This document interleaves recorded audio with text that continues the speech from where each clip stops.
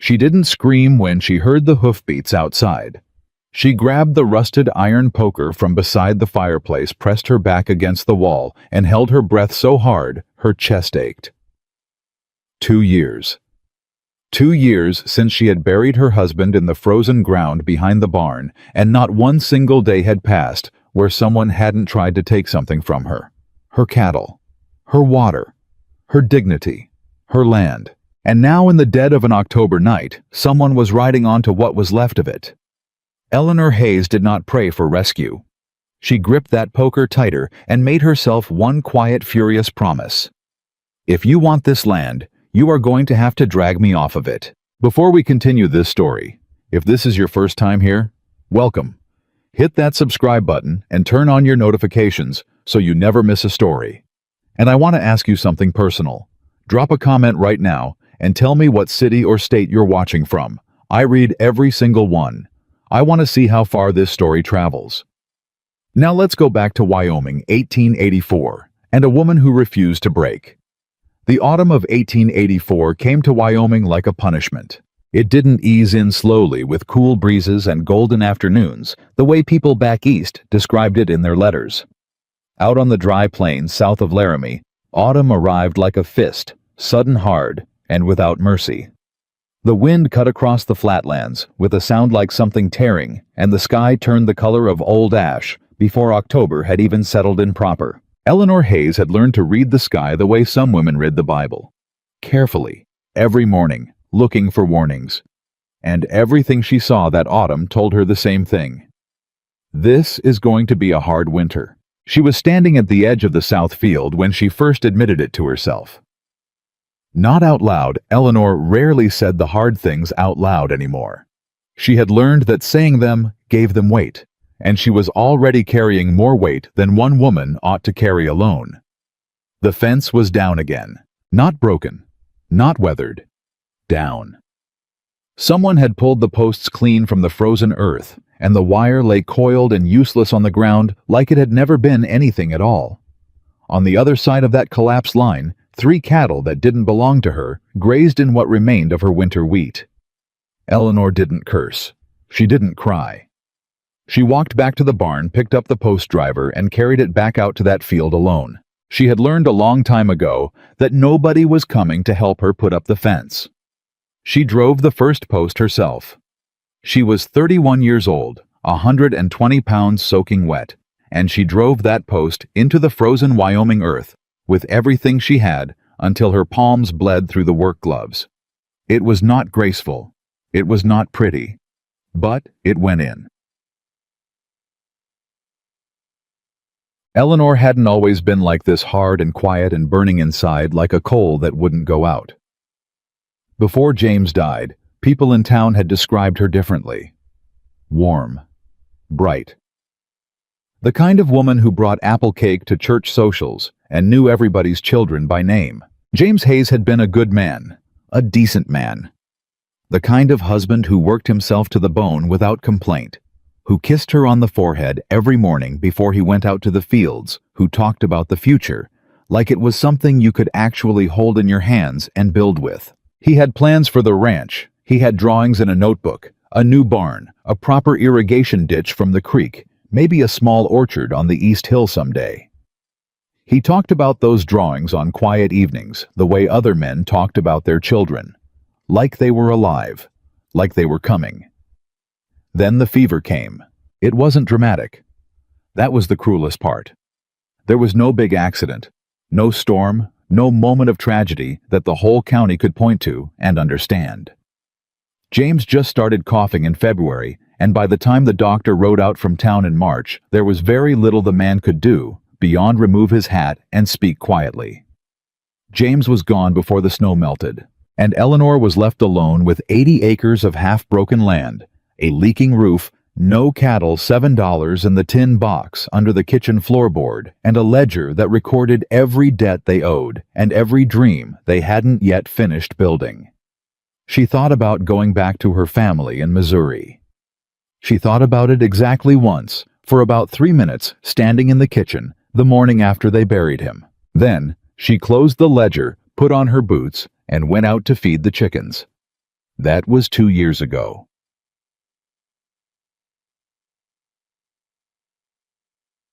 The town of Grover's Creek was 7 miles north and a lifetime away from Eleanor's world. She went in on the first Saturday of every month to sell eggs, pick up what supplies she could afford, and return home before dark. It was a transaction, not a visit. She had learned quickly after James died that grief made other people uncomfortable, and an unmarried woman managing land alone made them suspicious. People in Grover's Creek were not unkind exactly. They were the particular kind of unhelpful that felt almost worse, the kind that offered sympathy freely and assistance not at all. Women pressed her hands in the dry goods store and said things like, "You are so brave, Eleanor. I don't know how you do it." Men looked at the property and said things like, "That's a lot of land for one person. You thought about what happens when you can't manage it." Nobody said what they actually meant. What they meant was, "We're waiting for you to quit." Eleanor knew it. She felt it every time she walked down the main street, the small, pitying smiles that followed her. She felt it in the way the bank manager, a round, slick man named Aldous Pratt, had started sending her letters with phrases like, "In your best interest," and "Before the situation becomes more difficult to resolve." She was a widow, she was struggling, and in 1884, Wyoming, that combination was treated less like a circumstance and more like an inevitability. So Eleanor stopped going into town more than she had to. She kept her head down. She kept her ledger. She kept working. And she refused to give anyone the satisfaction of watching her fall. The first time she heard the name Victor Langley, she was standing at the back of the county assessor's office, waiting to file her annual land tax documentation. Two men were talking near the front window, not particularly quietly, in the way that men discuss things when they don't think anyone important is listening. "Langley's bought up the Harmon place," one of them said. "The Harmon place that's been empty near 4 years. Apparently, the widow Harmon finally signed. Said she didn't have a choice. Langley's man came out 3 times before she agreed." The other man made a sound that was somewhere between a laugh and a sigh. "Langley's collecting them like they're hunting trophies. How many properties does that make?" 6, 7. "I lost count. He's working his way south along the valley. Say, isn't the Hayes Ranch down that way?" A pause. "The Hayes widow, the one whose husband passed 2 winters back. That's the one. Prime Creek access on that property. Langley's been interested in that water for 2 years. He's just been patient." Eleanor did not turn around. She kept her eyes on the papers in her hands and kept her face perfectly still. But her hands were not still. She pressed them flat against the counter so the men behind her wouldn't see them shaking. That night, she went through every paper her husband had left behind. James had been a careful man. More careful, she was beginning to understand, than she had known while he was alive. He kept records of everything: land surveys, correspondence, carefully written notes in the margins of documents dated and signed in his neat, steady handwriting. It took her until 2 in the morning to find it. A folded letter tucked inside the back cover of his survey ledger, written to a land attorney in Cheyenne, never sent. "I believe the water rights on my property are being quietly contested by outside interests," James had written.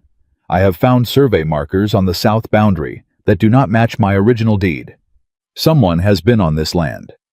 I do not yet have enough evidence to bring a formal complaint, but I am documenting what I find. If something happens to me before this is resolved..." The letter stopped there. He had never finished it.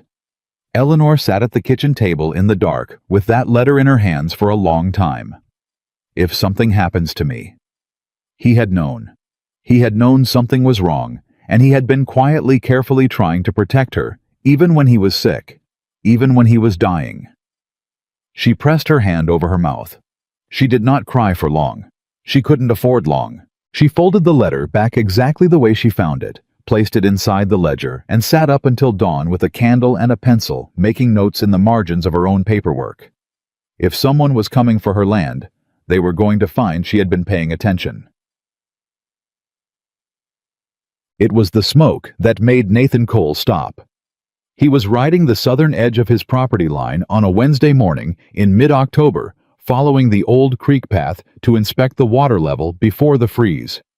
It was routine work, the kind he usually sent one of his ranch hands to do, but Nathan had ridden that particular stretch himself for years. Habit, mostly. And maybe something he'd never quite named the need to see his own land with his own eyes. He came around the stand of cottonwood trees near the property boundary and saw the smoke rising from across the ridge. He pulled his horse to a stop. Old Beckett farmhouse sat on the other side of that ridge. He knew it was occupied. He'd registered the property neighbors when he bought the adjacent creek rights 4 years ago. Hayes family. He knew the husband had died. He knew the way you know things in a small territory that the widow had stayed. What he did not expect was the smoke rising steady and deliberate from that chimney in the gray October cold. Not the smoke of someone struggling to keep warm, the smoke of someone still working. He sat on his horse for a moment longer than he should have, looking at it. Then he turned his horse toward the ridge. He told himself it was about the water rights.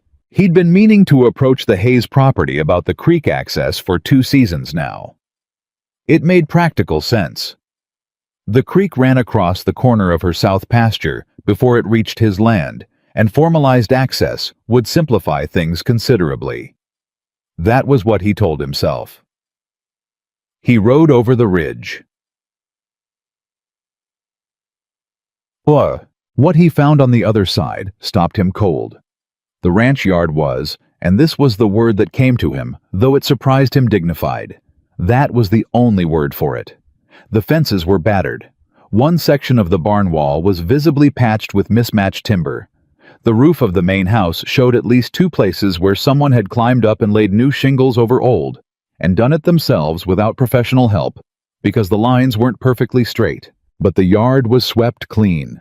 The garden against the south wall of the house had been carefully wrapped and protected for the winter, each bed covered with burlap and hay tied down against the wind. The path from the gate to the front door was clear. And beside the barn, propped against the wall with a care that suggested they mattered, were tools. A post driver, a coil of new wire, a shovel, and a pair of work gloves laid flat on top of each other. Someone had been working here this morning. Nathan dismounted at the gate and looped his reins over the post. He walked to the front door and knocked. Nothing. He knocked again. He tried the latch not to enter, just to test, and found it unlocked. He pushed the door open a few inches and looked in. The fire in the hearth had burned down to a low glow. A tin cup sat on the table beside a half-eaten plate of bread and hard cheese. And in the wooden chair closest to the fireplace with one knee, pulled up, her chin dropped toward her chest, her work boots still on her feet, a woman was asleep. Her hand rested on an open ledger in her lap. Nathan Cole stood in that doorway for a full 10 seconds. He had walked into 100 different ranch houses over the years. He had seen poverty. He had seen defeat. He had seen the particular kind of broken that came from giving up. This was not that. This was exhaustion. This was what it looked like when someone had been fighting so hard and for so long that their body simply quit before their will did. He pulled the door back quietly. He had every intention of leaving. Come back another day, he told himself. Send a letter. There's no urgency. He had his boot on the step to turn away when the voice hit him. Don't. It was quiet. It was absolutely even, and it had the same temperature as the October air outside. Nathan turned around slowly. Eleanor Hayes was awake, completely, instantly awake, the way people learned to sleep light when they lived alone and knew they couldn't afford to be caught off guard. She was on her feet, the ledger closed in one hand, and her other hand was behind her back. He didn't have to think hard about what was in it. "Ma'am," he said. He kept his hands visible. "I apologize for the intrusion. I knocked. You didn't hear." "I heard." She didn't move. "Who are you?" "Nathan Cole. My property runs along your northern boundary, the creek." Something shifted in her eyes at that. Not fear, recognition. "I know who you are," she said. The hand behind her back did not move. "What do you want?" "I came to talk about water access. Nothing more." "Then you should have sent a letter." "You're right, I should have." He didn't flinch. "I saw the smoke and thought I'd stop. That was wrong of me.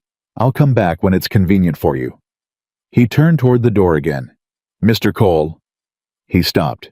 "If you came here thinking I'm going to sell," Eleanor said from behind him, and her voice didn't waver once, "I want you to turn around so I can see your face when I tell you clearly this is my land. I am not selling it. Not to you, not to Langley, not to anyone." Nathan turned around. She was watching him like a hawk watches something moving through grass, absolutely still, absolutely focused, reading every signal his body gave off. "I'm not here to buy your land," he said. "Then what is the agreement you want to propose?" He blinked. Most people, when he introduced himself, changed. The way they stood, the way they talked. The name Nathan Cole meant something in this territory, and people responded to it with deference, with nerves, with the particular performing pleasantness of someone trying to impress a powerful man. She had not changed at all. "A lease," he said. "Access to the creek in exchange for what?" "For repairs to the south fence line." Silence. Eleanor looked at him for a long moment. He could see her working through it, not emotionally, but practically, like she was checking the offer against a set of internal numbers he couldn't see. "That fence costs me 2 days of work every time it goes down," she said. "Someone is pulling it up deliberately." "I know," Nathan said. Her eyes sharpened. "How do you know that?" "Because I've ridden that boundary. Those posts were pulled, not pushed. Somebody went out there with a purpose." Another silence, longer this time. "Why does a man like you concern himself with my fence?" she asked.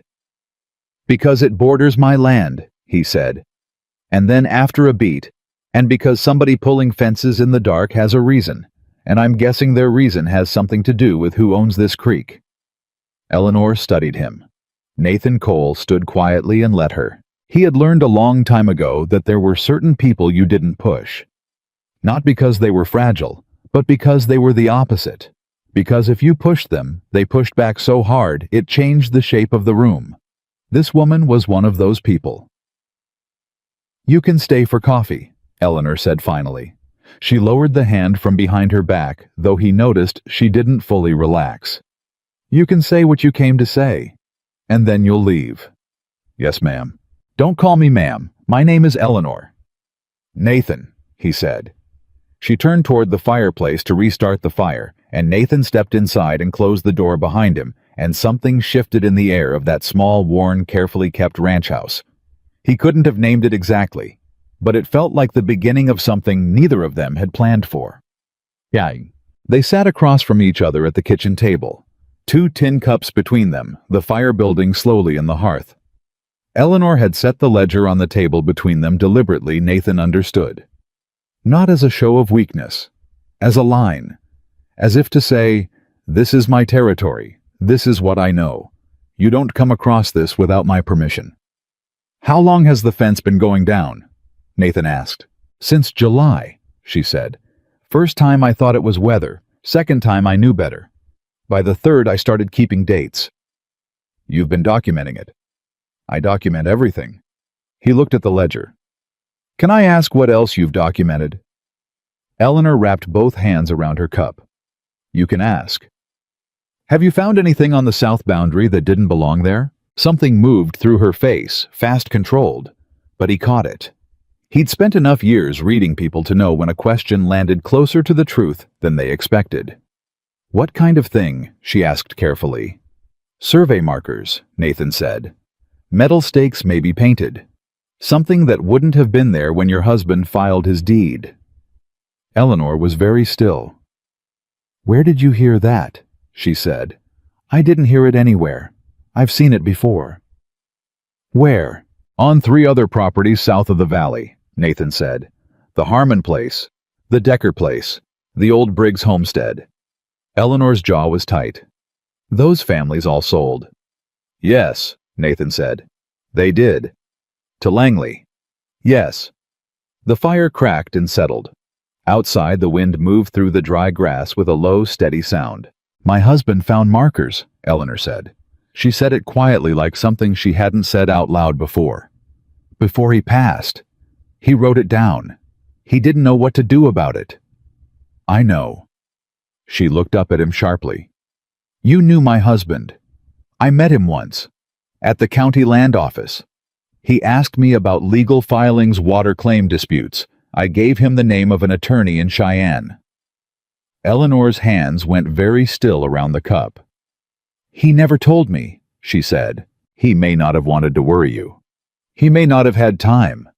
The sentence landed between them with the particular weight of grief that has been carried so long, it stops being sharp and becomes something else. A heaviness that lives in the chest and you forget about, until someone says something that makes you feel the exact shape of it again. Nathan didn't fill the silence with words. Most men did. Most men, when a woman's voice went quiet in that particular way, started talking faster, louder, filling the space because the quiet made them uncomfortable. Nathan had always thought that was a mistake. The quiet after something true is said was not a problem to be solved. So he waited. The lease, Eleanor said finally. Explain it to me again, all of it, no pieces missing. And Nathan Cole, who had negotiated cattle contracts and water rights and land agreements with some of the most experienced businessmen in the Wyoming Territory, explained his proposal to Eleanor Hayes, who listened with the ledger open in front of her, a pencil in hand, and interrupted him 4 separate times with questions so precise they made him reconsider 2 clauses he hadn't thought to question himself. By the time the coffee was gone, they had the outline of something real. Not friendship, not trust, not yet. But the beginning of a working agreement between 2 people who had each in their own separate way decided that Victor Langley was not going to win. I want it in writing by Friday, Eleanor said. Witnessed by the county clerk. Agreed, Nathan said. And Mr. Cole. Nathan. She paused. Nathan. Like she was testing the word. I want you to understand something. I am not looking for someone to fix this for me. I know. I don't want to be saved. Mrs. Hayes. Eleanor. Eleanor. He looked at her steady across the table. I'm not here to save you. I'm here because you've got something worth protecting, and someone is trying to take it by lying to you about what it's worth. That is a problem I've dealt with before, and it's one I don't intend to watch happen to a neighbor while I've got the means to help stop it. Eleanor studied him for a long, careful moment. Most men who come out here with offers, she said, they talk about helping, but they mean owning. I reckon that's probably true of most men. Are you different? Nathan was quiet for a moment. I hope so, he said, but I expect you'll figure that out for yourself regardless of what I say. For the first time since he had arrived, something in Eleanor's face shifted. Not a smile exactly, but the shape that comes just before one. You should go, she said. It gets dark early now, and your horses don't know this road. Yes, ma'am. Eleanor. Eleanor. He stood and picked up his hat from the chair beside him. He walked to the door.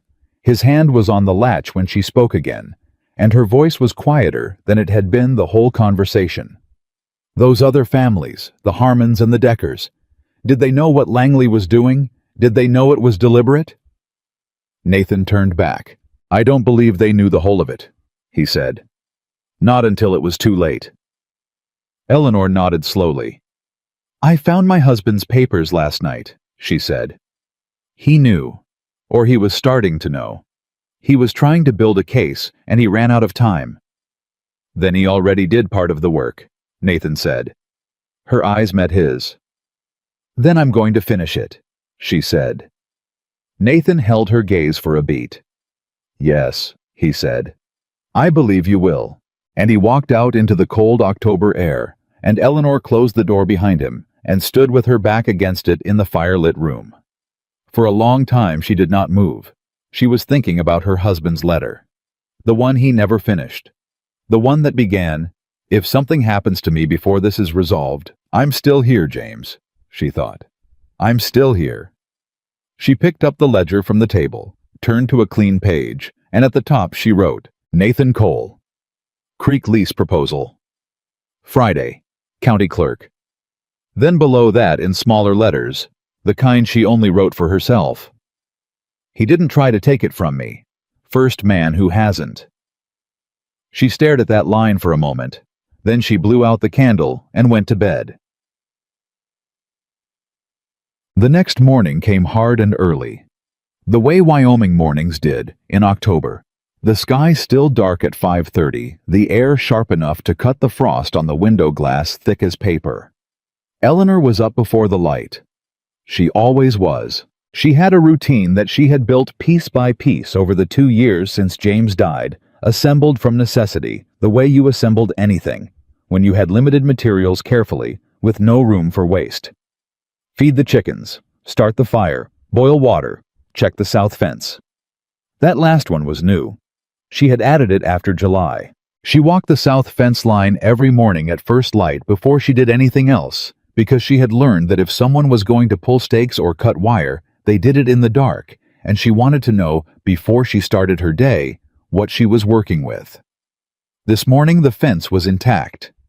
She stood at the corner post and looked out across the frozen field, the pale early light beginning to separate the land from the sky.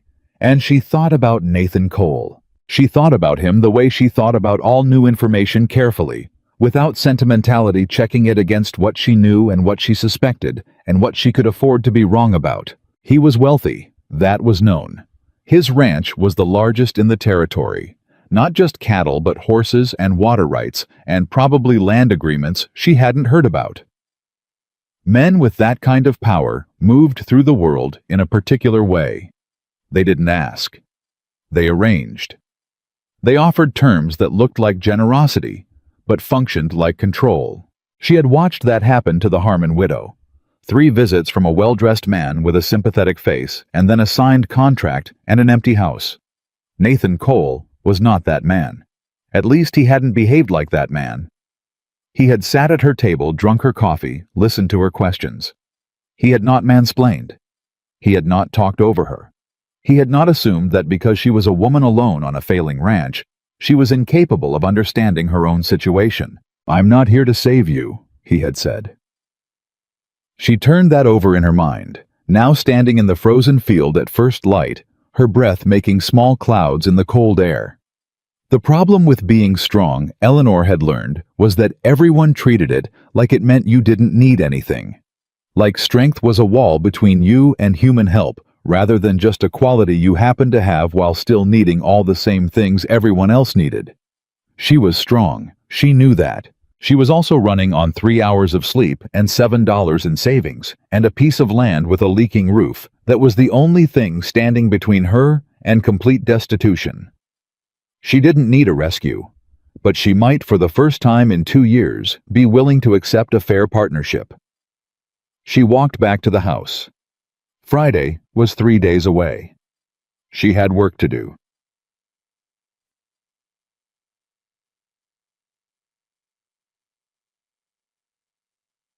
Tuesday she rode to town. She didn't tell anyone she was coming, and she timed it for mid-morning when the main street was quiet. She went to the county land office and asked very specifically for the transfer records on the Harmon property, the Decker property, and the Briggs homestead. The clerk, a young man named Toby, who she knew slightly from church, looked at her over his desk with the expression of someone who knows they're allowed to say no, but isn't sure if they should. "Those are public records, Toby," Eleanor said pleasantly. "Any citizen has the right to review them." "Yes, ma'am, it's just... I'll wait." She sat in the chair beside his desk, with her hands folded and her expression calm, and Toby went and found the records. Eleanor spent 2 hours in that office. She took notes on everything: transfer dates, purchase prices, names on contracts, legal descriptions of property boundaries. What she found made her cold in a way that had nothing to do with the October air. The purchase prices were wrong, not slightly off. Wrong in the specific calculated way that suggested someone had done their research and knew precisely how much below market value they could go before the sellers figured out they'd been robbed. The Harmon place, valued at $1,200 by county assessment, had sold for $380. The Decker property, with creek access. Valuable creek access, The kind that made land worth twice its base price had transferred for $500. The Briggs homestead, which sat on some of the best grazing land in the county, had gone for $220. And on every contract, the same attorney's name appeared in the signature block. A man named Carver Doyle, with an office address in Laramie. Eleanor wrote it down. She wrote down everything, and on the way out, she stopped at the door and turned back to Toby. "One more thing," she said. "Has anyone made a formal inquiry about the Hayes property in the last year, filed anything, asked about the title, anything like that?" Toby looked uncomfortable. "Mrs. Hayes, I'm not sure I'm supposed to—" "Toby." Her voice was very calm. "My husband's name is on that property title. His name. He built that ranch. He is dead, and I am still here. Now I am asking you as a neighbor and as a woman who has a right to know what is happening to her own legal property, has anyone made a formal inquiry?" Toby pressed his mouth together. Then he said quietly, "There was a request for survey information about 6 months ago. Came from an attorney's office. I can't say which one. Was it Carver Doyle?" The look on his face told her everything. "Thank you, Toby," she said. She walked out into the cold street and stood for a moment letting the wind hit her. 6 months ago. They had started moving on her property 6 months ago. While she was driving fence posts alone and keeping her ledger and telling herself she could hold on. Someone had been preparing to take everything. Eleanor breathed in the cold air until she felt steady. Then she walked to her horse mounted up and rode back toward home. She had 3 days until Friday, and she had a great deal more to tell Nathan Cole than she had expected.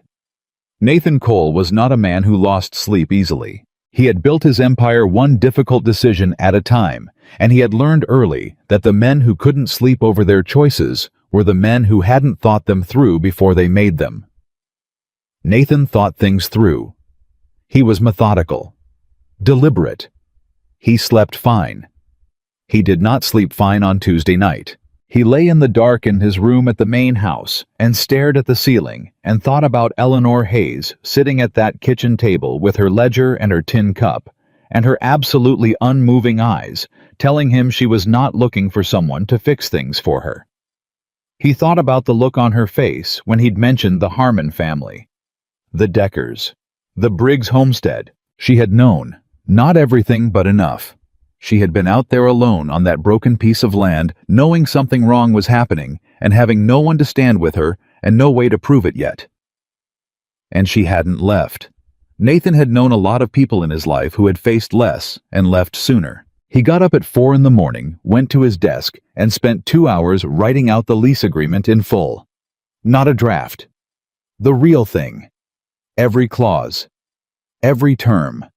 Precise, fair, and witnessed worthy. He wrote it the way he would have written it for a man he respected. Then he rode out at first light not toward Eleanor's ranch, but toward town, and he went to find the one man in Grover's Creek who knew more about Victor Langley than anyone was supposed to know. His name was Roy Garrett, and he was the former land surveyor for 3 counties before he'd quit, and he drank too much coffee and not enough of anything else. And he lived in a narrow room above the hardware store, and he did not like Victor Langley one bit. Nathan found him at the corner table of the diner on Main Street, hands wrapped around a coffee mug, reading yesterday's newspaper like it had personally offended him. Roy looked up when Nathan sat down across from him without being invited. "You look like a man with a problem," Roy said. "I've got a question," Nathan said. "Questions from men like you have a way of becoming problems for men like me." "Roy." Roy set down the paper. "What do you need?" "The Hayes property, south boundary." "What do you know about the survey markers?" Roy was very still for exactly 1 second. Then he picked up his coffee mug and took a long, slow sip, and Nathan watched the man's eyes go careful and inward, the way eyes do when someone is deciding how much of a true thing to say. "Who told you about survey markers?" Roy said. "Eleanor Hayes." Roy set the mug down. "She's still out there." "She is." God. Roy rubbed the back of his neck. "I heard Langley's man was pushing south again. I didn't know he'd gotten as far as the Hayes property." He looked at Nathan. How bad is it?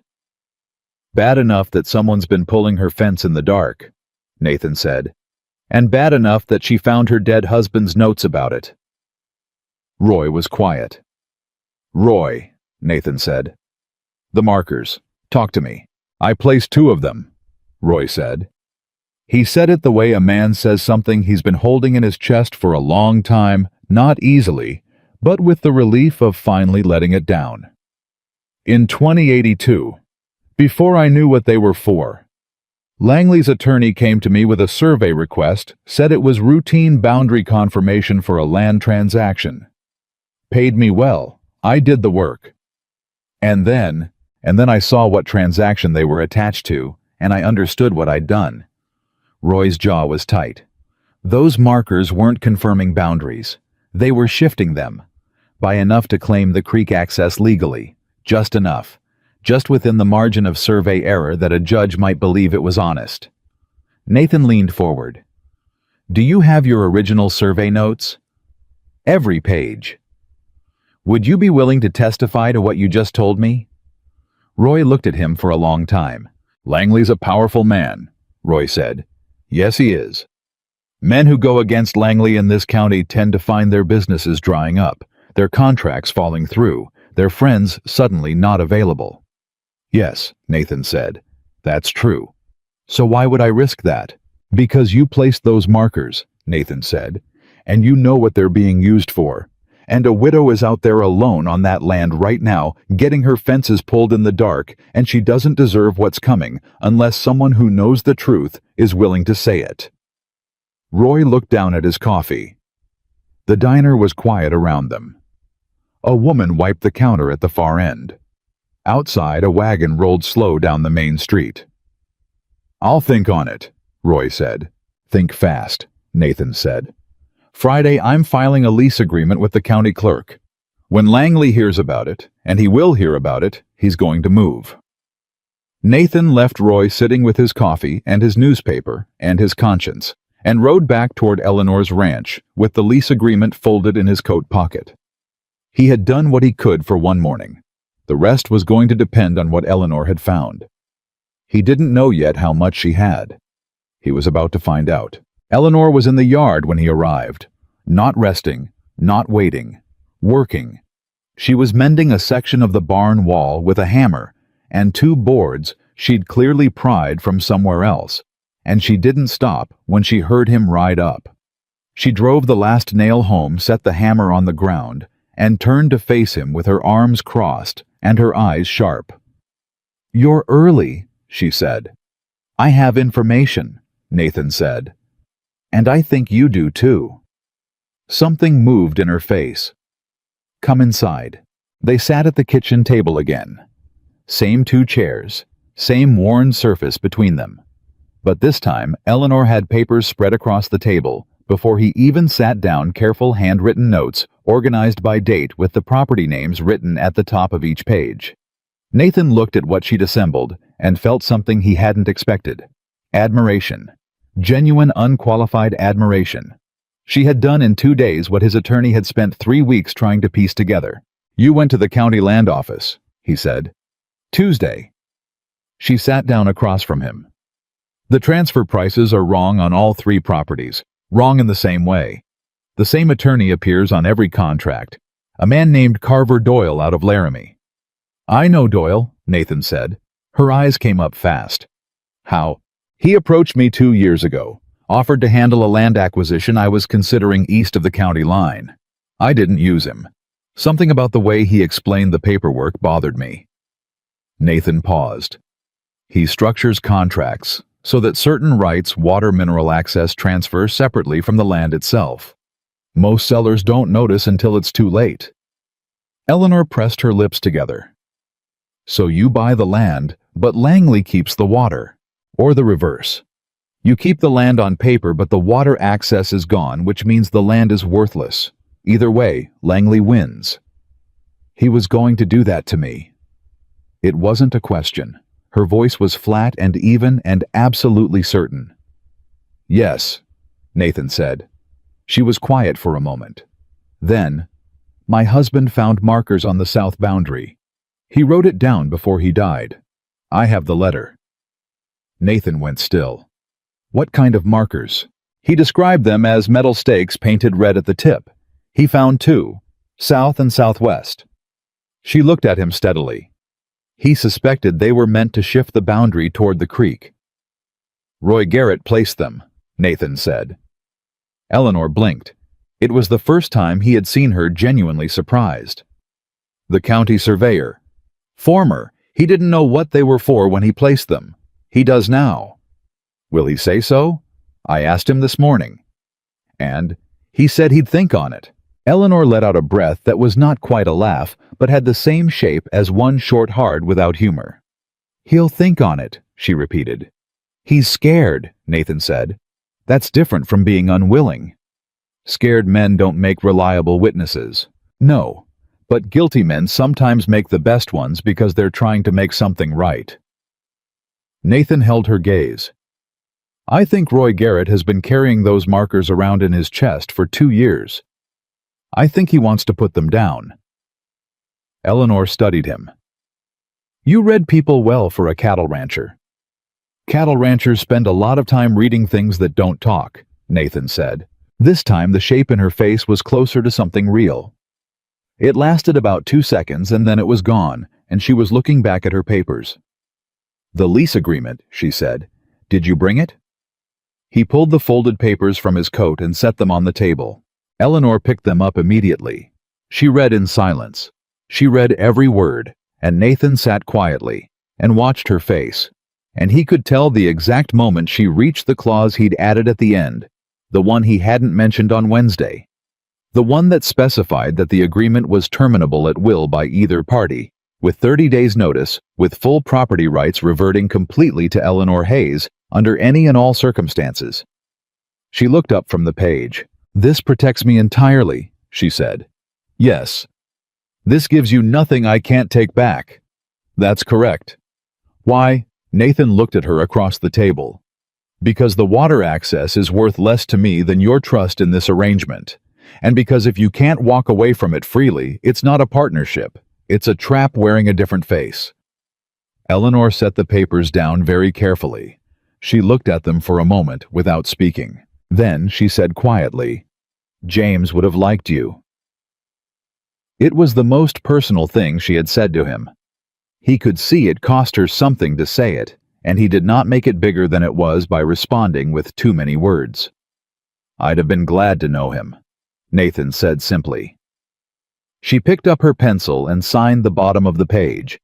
Then she pushed it across the table to Nathan. He signed it beneath her name, and the thing was done, and both of them sat back in their chairs, with the particular feeling of having made a decision that was going to change things, though neither of them yet knew exactly how much. There's something else, Eleanor said. Tell me. Langley already filed an inquiry on this property 6 months ago. The clerk confirmed it indirectly. She paused.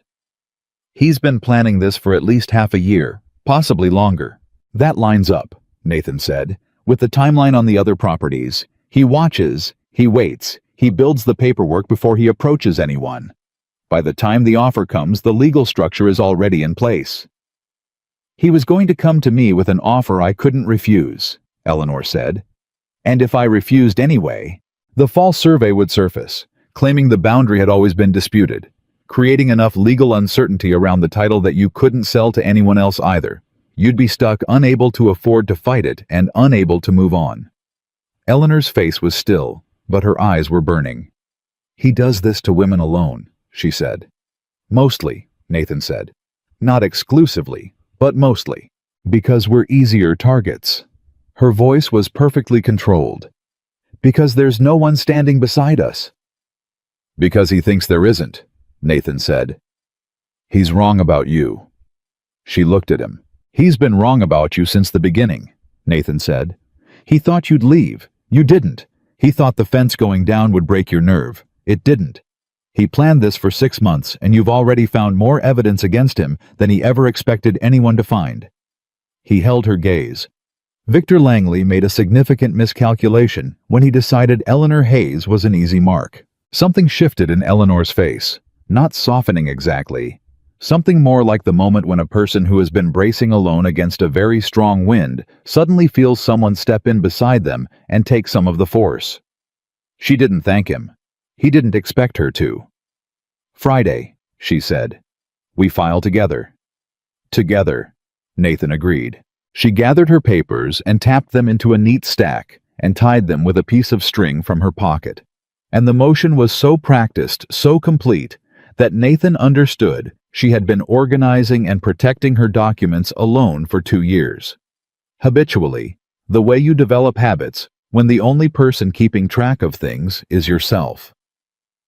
"You should know," she said without looking up from her papers, "that I am not a woman who changes her mind once it's made up.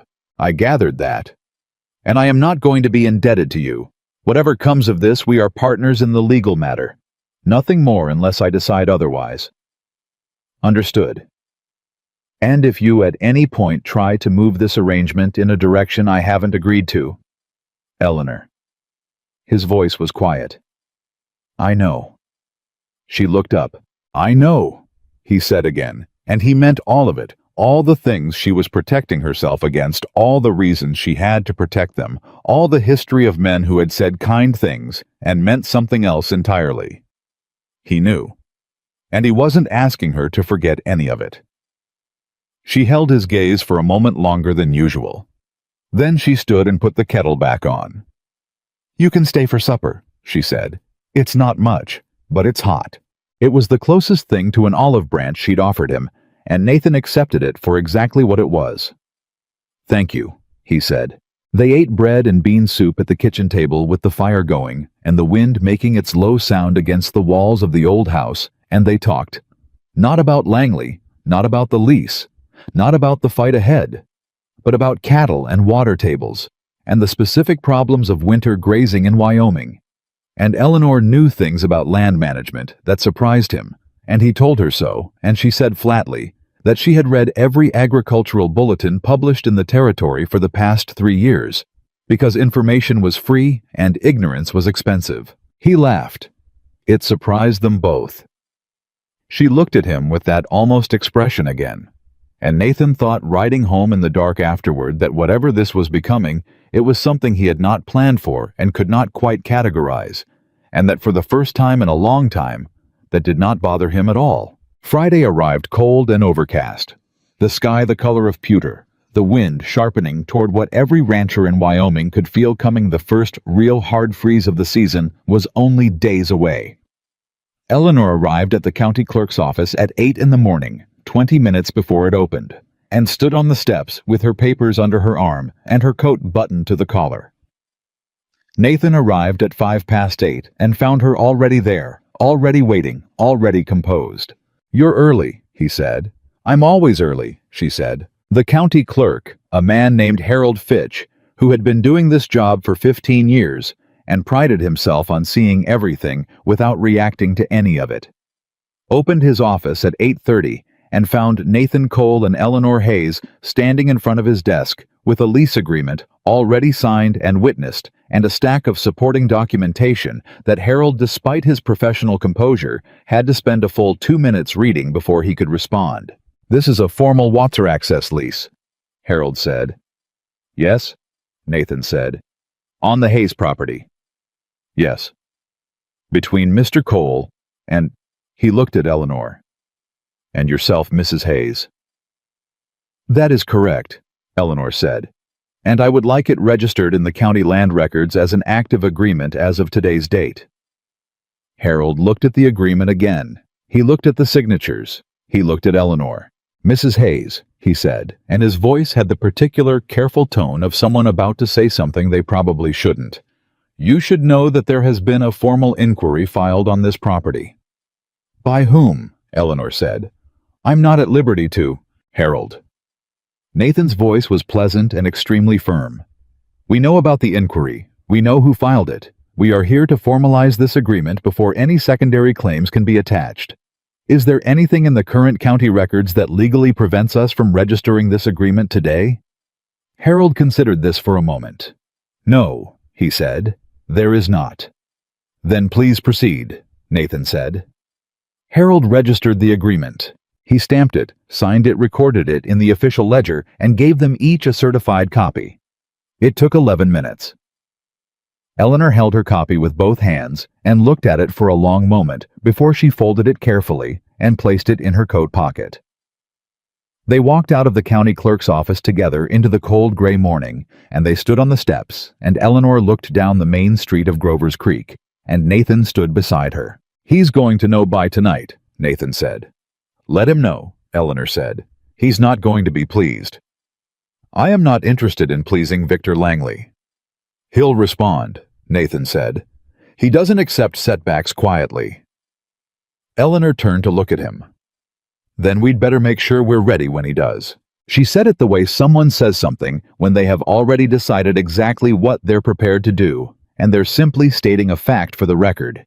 And Nathan nodded, and they walked in opposite directions down the street, because they each had things to do, and neither of them needed to explain what those things were. Langley knew by noon. Nathan's housekeeper, a sharp-eyed woman named Clara, who had worked for him for 8 years and missed nothing, told him at lunch that she'd seen 2 men riding fast out of town that morning, heading south, which meant someone had sent messengers as soon as the clerk's office registered the agreement. Nathan sent word to Roy Garrett immediately. Roy's response came back within the hour. Not a letter. Roy himself riding up to Nathan's front gate on a gray horse with a leather satchel across his saddle. Nathan went out to meet him. "I'll testify," Roy said without getting off his horse. He said it like a man who had spent the morning arguing with himself and come to a decision he knew was right and was afraid of equally. "I kept my original survey notes. Every measurement, every date. It shows clearly what I was asked to do and what the actual boundary line is versus where those markers were placed." "Roy, don't thank me," Roy said sharply. "Just make sure it matters. I'm not doing this to feel better about myself. I'm doing it because I made those women's situations worse, and I've known it for 2 years, and I am done knowing it." "It'll matter," Nathan said. Roy gave a short nod and turned his horse and rode back toward town, and Nathan stood in his yard and thought that sometimes people surprised you, and it was always better when they surprised you in that particular direction. By 3 in the afternoon, Nathan had received a letter.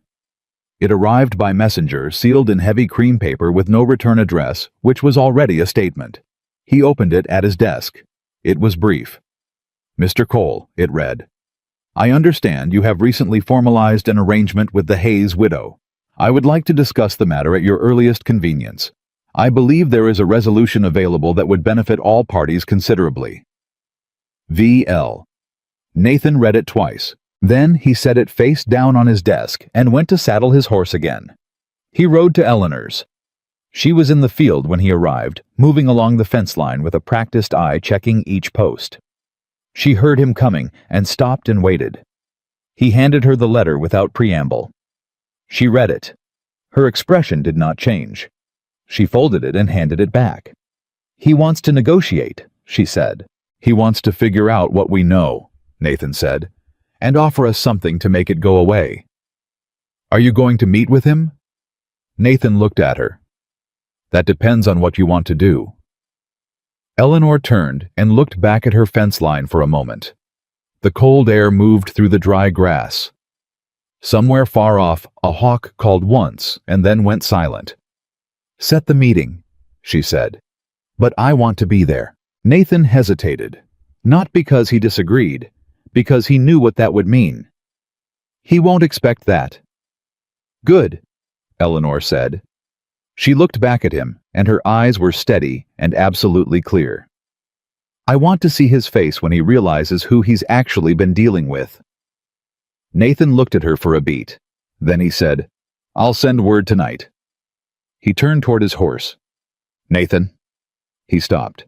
"He's going to try to divide us," Eleanor said. "Whatever he offers in that meeting, it'll be structured to make it more appealing to you than to me. To make you feel like helping me further isn't worth the trouble." Nathan turned back and looked at her. "I know how men like Langley operate," she said. "I want you to know that I know, so that when it happens, you won't be surprised that I expected it." He held her gaze. "Eleanor," he said, I signed a witnessed agreement with you 4 days ago that gives you everything and me nothing I can't lose. I think you already know where I stand."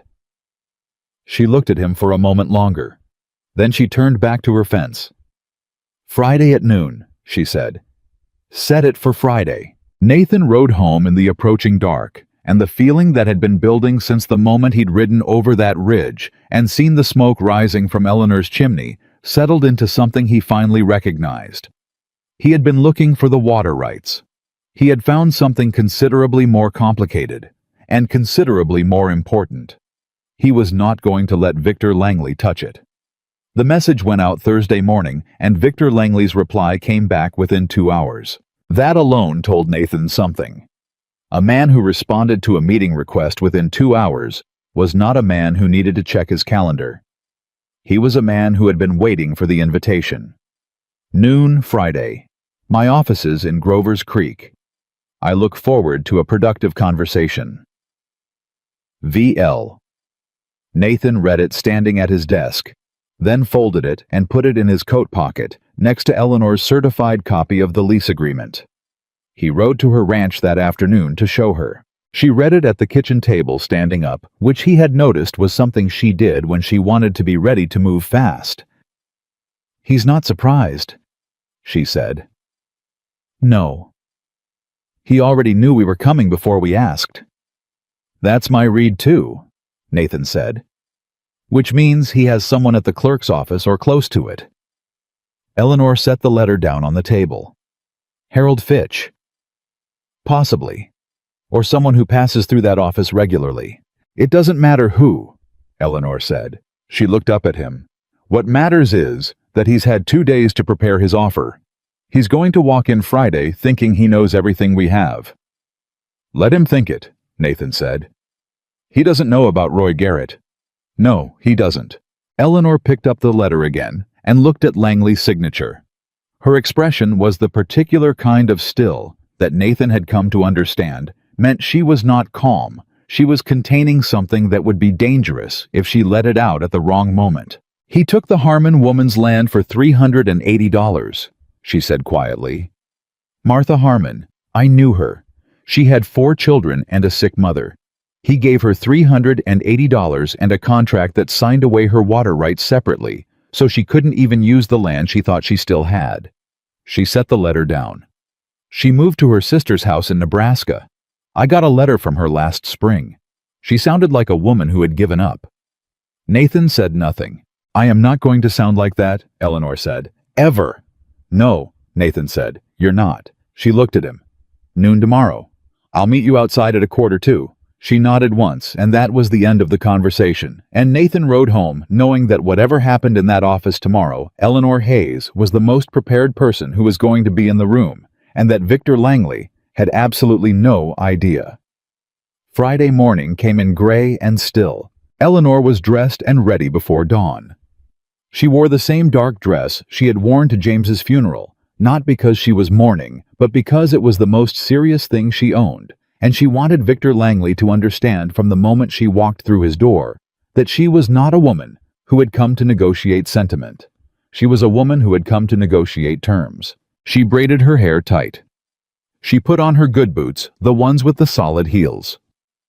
She took the leather satchel that had been James's and put inside it every document she had collected and organized over the past 2 weeks. The land records, her handwritten notes, the transfer prices, the property comparisons, and at the very bottom, in its own folded envelope, James's unfinished letter. She picked up the satchel. She looked around the kitchen for a moment, the worn table, the fireplace, the window that needed a new pane of glass but had been patched with oilskin because she couldn't afford the glass yet. "I'll be back tonight," she said, to the room, to James, to herself. She went outside and saddled her horse. Nathan was already waiting at the edge of the road when she came over the ridge mounted on a dark bay horse, his hat pulled low against the cold. He fell in beside her without comment, and they rode the 7 miles to Grover's Creek in the kind of silence that doesn't need to be filled. The silence of 2 people who have already said what needs to be said and are now simply moving toward the thing they've agreed to do. Victor Langley's offices occupied the entire second floor of the largest building on Grover's Creek's main street. The sign on the door said, Langley Land and Resource Company in gold letters, which Eleanor noted was not a subtle choice. Gold letters were a statement. They were meant to make certain people feel small before they even knocked. Eleanor did not feel small. She felt precise. They were shown upstairs by a young man in a pressed suit who did not make eye contact with Eleanor and addressed all his comments to Nathan, which Eleanor also noted for reasons she would keep to herself until they were relevant. Victor Langley was standing when they walked in. Eleanor had expected someone larger. Not physically, she had long since stopped assuming that powerful men were physically impressive. But she had expected more presence, more weight to the man himself. What she found was a man of about 50, well-dressed, with the kind of controlled pleasantness that people develop when they have spent decades making their real intentions unreadable. He had gray at his temples, and a handshake he extended to Nathan immediately warmly with both hands, and then turned to Eleanor with a smile that was exactly calibrated to be welcoming without being deferential. "Mrs. Hayes," he said, "I'm glad you could join us. Please sit down." Eleanor sat. Nathan sat beside her. Langley sat across the wide oak desk with his hands folded and his expression open and his eyes calculating, and Eleanor looked directly at him and thought, "There you are." "I appreciate you both making the time," Langley began. "I want to say first that I understand the Hayes property has been through a difficult period, and I have nothing but respect for the resilience Mrs. Hayes has shown in managing it under challenging circumstances." Eleanor said nothing. Nathan said nothing. Langley continued unfazed by the silence. He was a man used to filling rooms. "My interest in the properties south of the valley has always been straightforward water access and grazing continuity. I think when neighbors understand each other's needs, there's usually a solution that works for everyone." "Tell me about Carver Doyle," Eleanor said. The room went very quiet. Langley's expression did not change. That was the tell, Eleanor thought, not that he was surprised, but that he wasn't. A man who wasn't expecting that name would have reacted. Langley simply paused for a fraction of a second, recalibrated, and kept the same pleasant expression in place. "Carver is an attorney I've worked with on various transactions," Langley said smoothly. "Very competent man. He appears on every contract for the Harmon property, the Decker property, and the Briggs homestead," Eleanor said. "All three sold to you in the last 4 years. All three sold at prices significantly below county assessment value. All three with water and access rights transferred separately from the primary deed." A beat of silence. Langley looked at her with the first genuine appraisal he'd given her since they walked in. Not the polite, dismissive glance of a man sizing up a widow. Something sharper. Something that told Eleanor he was revising his understanding of the situation in real time. "Mrs. Hayes," he said, and his voice had shifted slightly. "I think you may have some misunderstandings about how those transactions were structured." "I read the deeds," Eleanor said. "All of them. They're public record. The pricing reflected the condition of the properties at the time of sale. The Harmon property had functioning creek access, 40 acres of viable grazing land, and a standing barn," Eleanor said. "It was assessed at $1,200 the year before the sale. It sold to you for $380. Martha Harmon has 4 children and thought she was accepting a fair offer because a man she trusted told her the property was worth less than it was." She held his gaze. "That is not a misunderstanding about transaction structure. That is fraud." Langley sat back slightly. Just slightly. But Eleanor caught it. Nathan had not moved or spoken.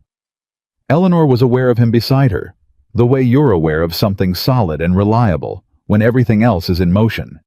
She didn't need to look at him, but she felt him there steady, letting her drive exactly as they'd understood she would. "I see you've done some research," Langley said. His pleasantness had a different texture, now still present, but thinner over what was underneath. "I appreciate thoroughness, but I want to be honest with you both. I came to this meeting today with a genuine offer, something I believe would significantly improve Mrs. Hayes's financial situation. Tell me about the survey markers on my south boundary, Eleanor said. Langley looked at her. For the first time, the pleasant expression dropped. Not into anger, into assessment. Pure, cold assessment. I don't know what you're referring to, he said. 2 metal stakes painted red at the tip, placed approximately 18 months ago along my south boundary line, positioned to shift the legal boundary toward the creek by enough to affect the water rights claim. Eleanor reached into the satchel and placed her handwritten notes on the desk. I have the locations.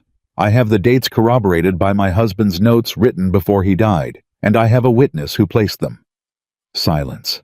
It was not the silence of a man who didn't know what she was talking about. It was the silence of a man calculating how much she knew against how much he could still deny. Roy Garrett, Nathan said. It was the first thing he'd said since they sat down, and he said it quietly, and he watched Langley's face when he said it, and Eleanor watched it too. Victor Langley's jaw tightened, just once, just briefly. But there it was. Roy Garrett is a drunk, Langley said. His voice was still controlled, but the pleasantness was gone entirely now. His professional credibility is... Roy Garrett kept his original survey notes, Nathan said. Every measurement, every instruction he was given, every date. He paused. And he's willing to testify. The room was very still. Outside, they could hear the street sounds of Grover's Creek. A wagon, someone calling to someone else. The ordinary noise of ordinary life continuing while inside this room, something significant was shifting. Langley looked from Nathan to Eleanor and back. Then he leaned forward.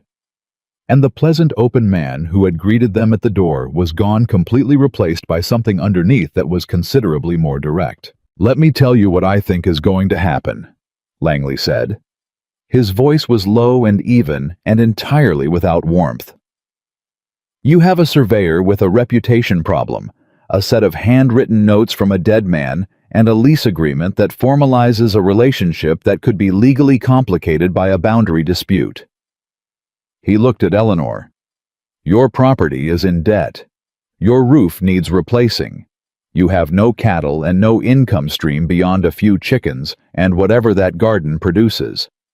The legal fight you are suggesting would take 2 years minimum and cost money neither of you has allocated for it. He folded his hands again. I am offering you both a way out of this that ends well. Don't be too proud to take it. Eleanor looked at him. She did not look at Nathan. She did not look at the papers. She looked at Victor Langley, and she thought about Martha Harmon in Nebraska. She thought about the Decker family. She thought about James's unfinished letter in the bottom of her satchel, the letter he never got to send, the warning he built from a sick man's bed when he should have been resting. Then she reached into the satchel and placed one more document on the desk. Not her notes, not the lease agreement, not James's letter. A list of names, 11 of them, written in her careful handwriting with dates beside each one. Those are the names of every family in this county who sold property to you or to companies associated with you in the last 6 years, Eleanor said. I spent 3 evenings at the county land office. I have the deed transfers for each one. I have the assessment values and the sale prices. I have the names of the attorneys involved. And I have in writing the testimony of 4 of those families, the ones I was able to reach by post in time, describing the pressure they were placed under before they signed. Langley looked at this list. His hands on the desk were very still. What I do not yet have, Eleanor continued, and her voice did not shake, not even slightly, is a formal complaint filed with the county court. But I have an appointment with the circuit judge next Wednesday, and I have every intention of keeping it. The silence that followed was the longest of the meeting. Nathan did not move. Langley did not move. Eleanor waited. A man who had spent years controlling the terms of every conversation he entered was faced with a woman who had done her homework so thoroughly that his usual tools, the pressure, the condescension, the strategic generosity, had nowhere to land. You'd be going up against considerable legal resources, Langley said finally. His voice was quieter now. Yes, Eleanor said. I know. It would not be a comfortable process. Mr. Langley, she leaned forward slightly. I have been uncomfortable for 2 years. I buried my husband in frozen ground and rebuilt my fence alone and fed myself through a Wyoming winter on what I could grow in a 20-foot garden. Discomfort is not a deterrent to me. It is simply a condition. Something moved through Langley's face then. Not guilt, she didn't think he was capable of guilt in any straightforward sense. But something that looked like the particular discomfort of a man who had built his entire operating method on the assumption that other people broke under pressure coming face to face with someone who simply did not. He looked at Nathan. You're a part of this. I'm sitting here, Nathan said simply. She's running it. Langley looked back at Eleanor for a long moment. Then he stood up. This meeting is over, he said. I'll need to consult with my attorneys. Of course, Eleanor said. She stood, collected her papers with deliberate calm, and placed them back in the satchel one by one. You know where to reach me. I'm at my ranch, the one I'm not selling. She picked up the satchel, nodded once to Langley, and walked to the door. Nathan followed her out. They were halfway down the stairs when Nathan said quietly, Eleanor. Not yet, she said without breaking stride. They walked out the front door and down the steps and 20 yards down the street before Eleanor stopped beside her horse and gripped the saddle horn with both hands and breathed. Nathan stood beside her. He's going to hit back, she said, and her voice was steady, but something underneath it was not. Yes, Nathan said. He's not done. No, he's not. She breathed again, controlled, intentional. I expected that. I expected all of that. I was ready for all of that. She looked up. But seeing his face when I put that list down, she stopped. You did everything right in there, Nathan said. I know I did. She almost smiled. Almost. That's not what I'm feeling. Nathan looked at her. I'm feeling how much I wanted James to see that, she said, very quietly. That's all. Nathan took his hat off. He held it in both hands and looked at the woman in front of him. This woman who had walked into Victor Langley's office with 2 years of grief and anger and careful preparation and had not flinched once, and he said the only honest thing there was to say. He saw it, Nathan said. I believe that. Eleanor looked at him for a long moment. Then she straightened her coat, picked up her reins, and mounted her horse. Let's go home, she said. They had been back less than 3 hours when the trouble started. Nathan was still at Eleanor's ranch when his foreman, a practical, unexcitable man named Ben Whitfield, rode up hard from the North Road and pulled his horse to a stop at the gate with the particular urgency of a man who has something bad to report and is trying not to say it too fast. Nathan came off the porch. Ben? There's been damage, Ben said.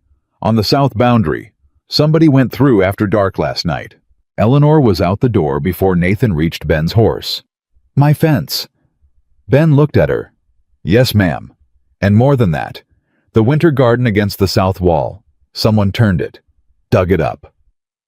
Eleanor went absolutely still. That garden. The one she had wrapped in burlap and tied down against the winter cold. The one she had planted and replanted and protected with her own hands because it was the only food source she had that didn't cost money. The one she had tended on her knees in the dirt every season since James died because it was something she could control when everything else felt uncontrollable. Someone had deliberately destroyed it. Not the fence, not the crop. Her garden. The thing she tended when she needed to remember she could still make something grow. When? Nathan said to Ben. Had to be last night. We found it this morning. Tracks in the frost. How many? 2 riders, maybe 3. Nathan looked at Eleanor. Her face was doing the thing it did when she was containing something that had nowhere safe to go, the absolute stillness over the burning underneath. He sent a message, she said. Yes. He wanted me to come home from that meeting and find this. Yes. She walked past Nathan toward the south side of the house, and he followed. And what they found was exactly what Ben had described. The careful burlap coverings torn away the beds, turned a month's worth of winter vegetables ruined and scattered. Eleanor stood and looked at it. Nathan waited. She crouched down and picked up a handful of the turned earth, and she held it in her fist, and then she opened her hand and let it fall, and she stood back up. "He wants me afraid," she said. "Yes. He wants me to think he can reach inside my life and break anything he wants." That's what this was meant to say. Eleanor turned to face Nathan, and he had never seen her look quite like this. Not broken, not afraid, but something hotter than either of those things, something that had been compressed under 2 years of careful discipline, and was now for the first time fully visible on her face. "He made a mistake," she said. Nathan said nothing. "He needed me afraid. I'm not afraid." She looked at the ruined garden, and her voice was low and absolutely certain. "I'm done being patient." Nathan looked at her for a beat. "The circuit judge," he said. "Wednesday." "I want to move it up," Eleanor said. "I want it Monday." "That's 2 days." "I know." "Eleanor, the documentation you have is strong, but a formal complaint to the circuit court needs—" "I have everything it needs," she said. She looked at him directly. "Nathan, can you get Roy Garrett into a room with a notary before Sunday evening? I can try." "Don't try, do it." He held her gaze. "All right," he said. "I'll do it." She looked back at the garden once more. "He turned the wrong woman's garden," she said. She went back inside to write her statement for the circuit court, and Nathan rode hard toward town to find Roy Garrett, and behind them the cold October afternoon was already moving toward dark, and somewhere in Grover's Creek, Victor Langley was waiting to see if the widow had broken yet. She had not broken. She had decided. Roy Garrett opened his door on Saturday morning to find Nathan Cole on the other side, and to his credit, Roy did not pretend to be surprised. "Come in," Roy said. He looked like a man who had slept badly, which Nathan figured was probably accurate. "I expected you earlier." "Someone destroyed her garden last night," Nathan said. Roy closed his eyes briefly. "Lord?" "She's filing a formal complaint with the circuit court Monday morning. I need your notarized testimony before Sunday evening." Roy sat down in the chair beside his desk and ran a hand over his face. "Nathan, if I testify, Langley will—" "Roy." Nathan sat down across from him. "He already did this to 3 families you know. Martha Harmon, the Deckers, the Briggs family. He's doing it to Eleanor Hayes right now. He destroyed her food supply last night as a warning, and he is going to keep doing it to the next family and the one after that until someone who has evidence stands up and says what they know." He leaned forward. "You have the evidence. You have the notes. You placed those markers. And you have known for 2 years that you helped him do something wrong, and it has been eating at you. I can see it on you right now." Roy was silent. "I'm not asking you to be a hero," Nathan said. "I'm asking you to tell the truth about what you did and what you know. That's it. One time. In writing in front of a notary, and then in front of a judge if it comes to that." Roy looked at his hands. "My survey business," he said quietly. He could end it. He could try, Nathan said. "But once this goes to the circuit court with Eleanor's documentation and your testimony, he's going to have considerably more pressing problems than your survey business." Roy sat very still for a long moment. Then he opened the drawer of his desk and pulled out a leather-bound notebook worn at the corners, the kind a man carries in the field through all kinds of weather. "My original notes," Roy said. "Every measurement, every instruction, every date."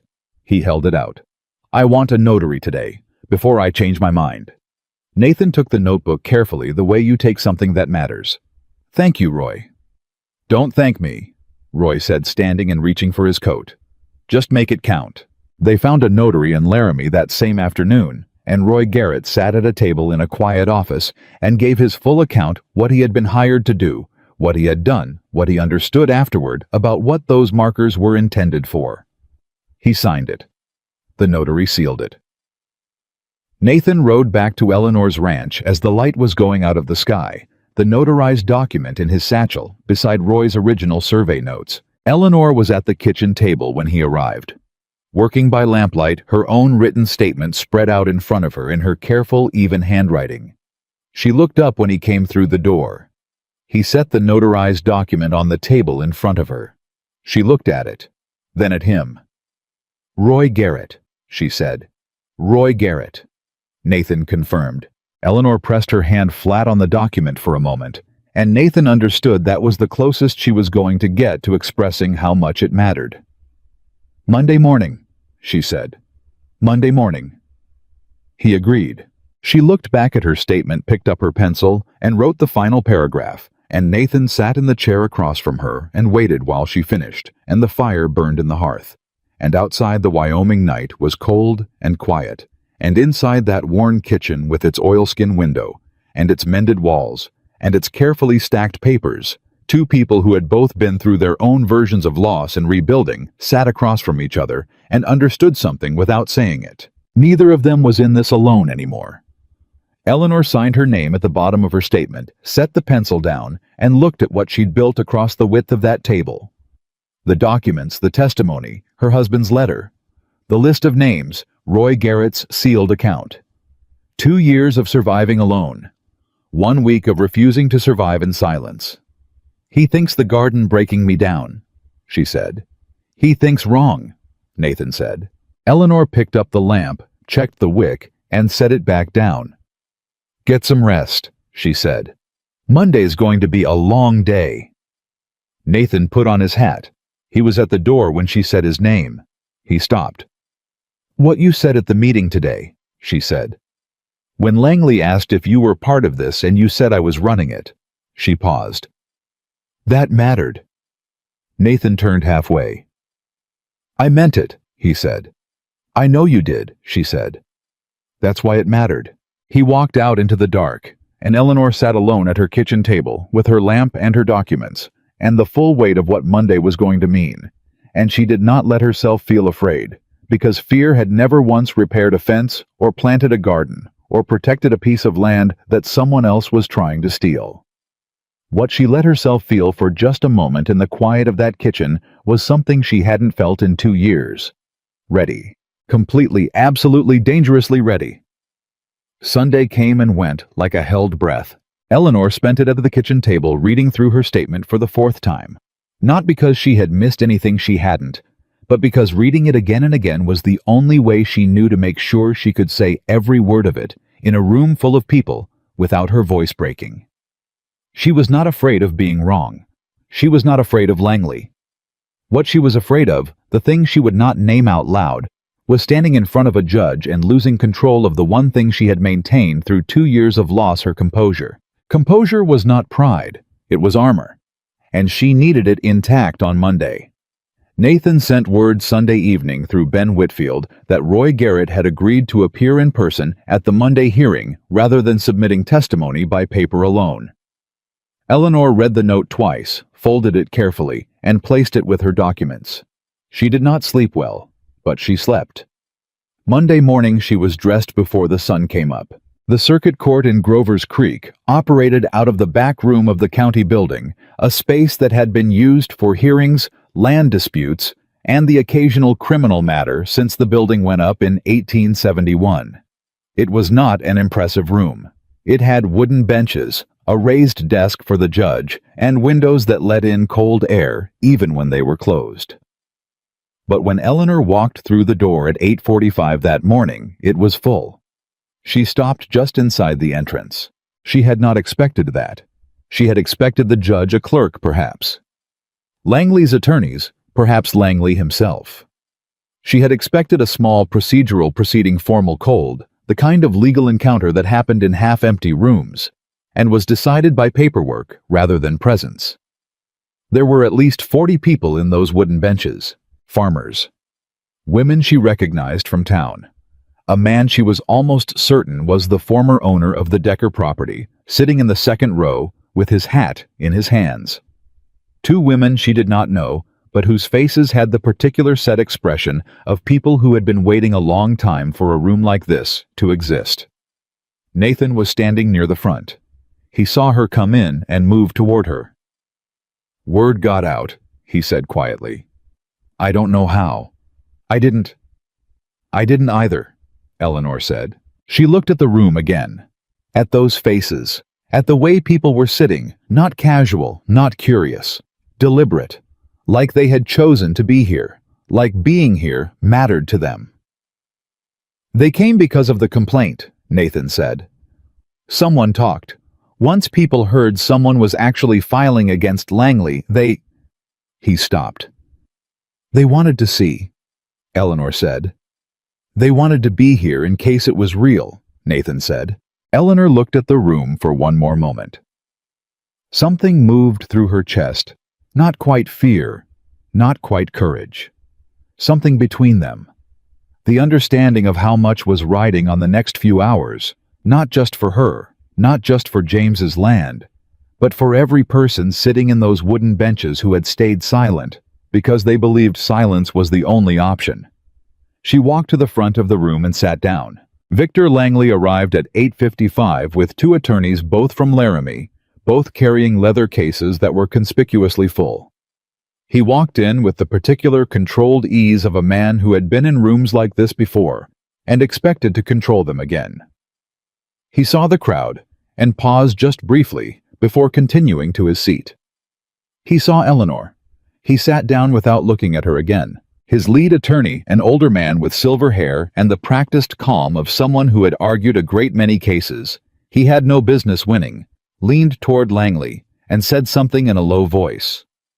Langley nodded once. Circuit Judge William Pierce entered at 9 o'clock exactly. He was a spare, weathered man in his 60s who had been the circuit judge for this territory for 11 years and had the look of someone who had heard every variety of human dishonesty and retained the capacity to be wary of all of them. He sat at the raised desk, looked at the room, taking in the crowd with a single sweep that registered everything, and then looked down at the papers in front of him. This is a preliminary hearing on a formal complaint filed by Eleanor Hayes against Victor Langley and associated parties alleging fraudulent land acquisition practices, falsification of survey documentation, and willful intimidation of property owners in Connolly County. He looked up. Mrs. Hayes, you filed this complaint. You may begin. Eleanor stood. The room was completely quiet. She looked at Judge Pierce, not at the crowd, not at Langley, and she opened her satchel and placed her documents on the table in front of her, and she began to speak. She had prepared for this.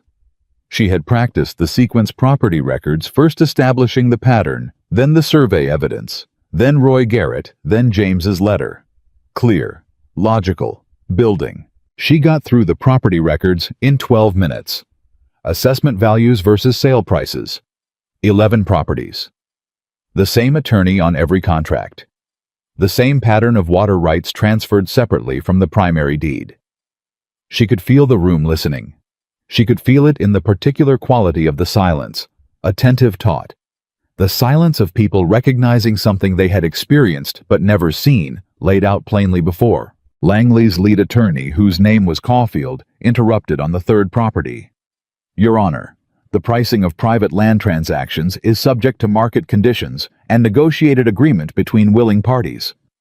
The county assessment value is not a legal benchmark for Mr. Caulfield, Judge Pierce said without looking up from the papers Eleanor had submitted. She has 11 properties here. Let her finish. Eleanor continued. When she reached the survey markers, she placed Roy Garrett's notarized testimony on the table and looked at Judge Pierce directly. I would also like to call Roy Garrett to speak in person, she said. Caulfield was on his feet immediately. Your Honor, Mr. Garrett's professional record includes a suspension of his surveying license in 1881 for. I know about the suspension, Roy Garrett said from the second bench. Everyone turned. Roy stood up. He was dressed in his good coat, his hat in his hands, and he looked like a man who had made a decision that frightened him and had made it anyway, which was exactly what he was. I know about the suspension, he said again to the room now, not just to Caulfield. It happened because I made an error on a boundary filing that I should have caught. I own that. What I also own is this. He held up his survey notebook. I placed 2 markers on the south boundary of the Hayes property in the spring of last year. I was hired by Carver Doyle, acting on behalf of Victor Langley's land company. I was told it was a routine boundary confirmation. It was not. Those markers were positioned to shift the legal boundary line by 43 feet toward the creek. I have the measurements in my original notes, and I have the instruction sheet Doyle gave me, which I kept. He looked at Judge Pierce. I kept it because something about the job bothered me, and I couldn't figure out why until afterward. I have it here. He held up a folded paper. The room shifted. Not loud, the opposite. A collective stillness that had a sound of its own, the sound of 40 people holding their breath at once. Judge Pierce looked at Roy for a long moment. You're willing to submit those notes and that instruction sheet as evidence? Yes, sir, Roy said. And I'll answer whatever questions you have. Caulfield said loudly, Your Honor, this man has a known history of professional. Sit down, Mr. Caulfield, Judge Pierce said. Caulfield sat down. Eleanor looked at Roy Garrett and gave him one small, steady nod. He gave one back. Then he sat down, and Eleanor turned back to Judge Pierce, and she placed James's letter on the table. This is a letter written by my husband James Hayes before his death, she said. Her voice was even. She had practiced this part the most. He was unable to complete it because he died before he could do so. In it, he describes finding survey markers on the south boundary of our property and his suspicion that someone was preparing to contest our water rights. He wrote it to a land attorney in Cheyenne, intending to file a formal inquiry. He ran out of time. She paused for a fraction of a second. I did not. She stood very still. Langley's second attorney leaned toward Caulfield and whispered something. Caulfield whispered back without moving his face. Then Langley himself leaned forward and said also quietly something that Eleanor was close enough to partially hear. 2 words. The witness. Caulfield stood immediately. Your Honor, we would like to submit a response document. We have a sworn statement from a witness who can testify that James Hayes, before his death, verbally agreed to a sale of the property, including the water rights to Mr. Langley's company, and that the survey markers were placed as part of that pre-sale agreement. The room erupted. Not loudly, but the sound of 40 people reacting to the same thing at the same time was unmistakable, a collective sharp intake that filled the room before people caught themselves. Eleanor felt the floor shift under her. Not literally, but something tilted in her chest in a way that she had not been prepared for, that she had not seen coming, that hit her in the exact place that was most unprotected, her husband's name. They were using James. They had manufactured a witness who would claim James had agreed to sell, which would mean Eleanor's entire complaint was not a fraud case, but a misunderstanding. A widow who didn't know about a deal her husband had made. It would discredit everything. It would make Roy Garrett's testimony about the markers look like preparation for a legitimate pre-sale survey. It would make Eleanor look like a grieving woman who had built a conspiracy theory out of grief. She understood the whole architecture of it in about 4 seconds. She stood very still. Nathan was watching her from the side of the room. She could feel it.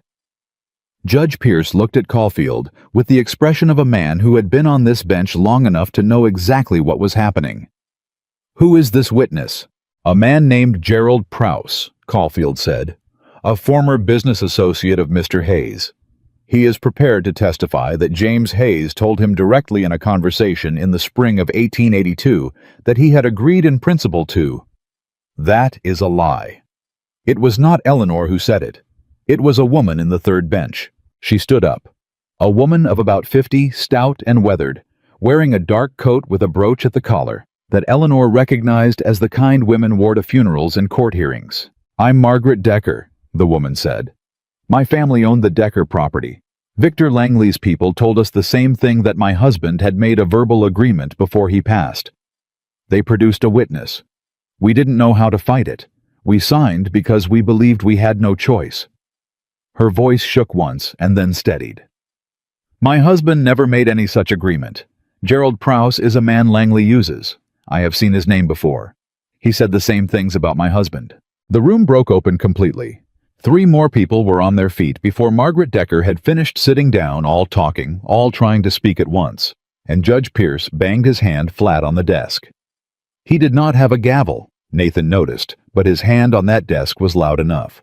"Order," Pierce said, and the room went quiet. He looked at the people standing. "One at a time. Sit down and be quiet, and I will hear from each of you in turn, because I intend to understand exactly what has been happening in this county." He looked at Eleanor. "Mrs. Hayes, is there anything else you want to submit before we continue?" Eleanor's heart was beating so hard she could feel it in her fingers.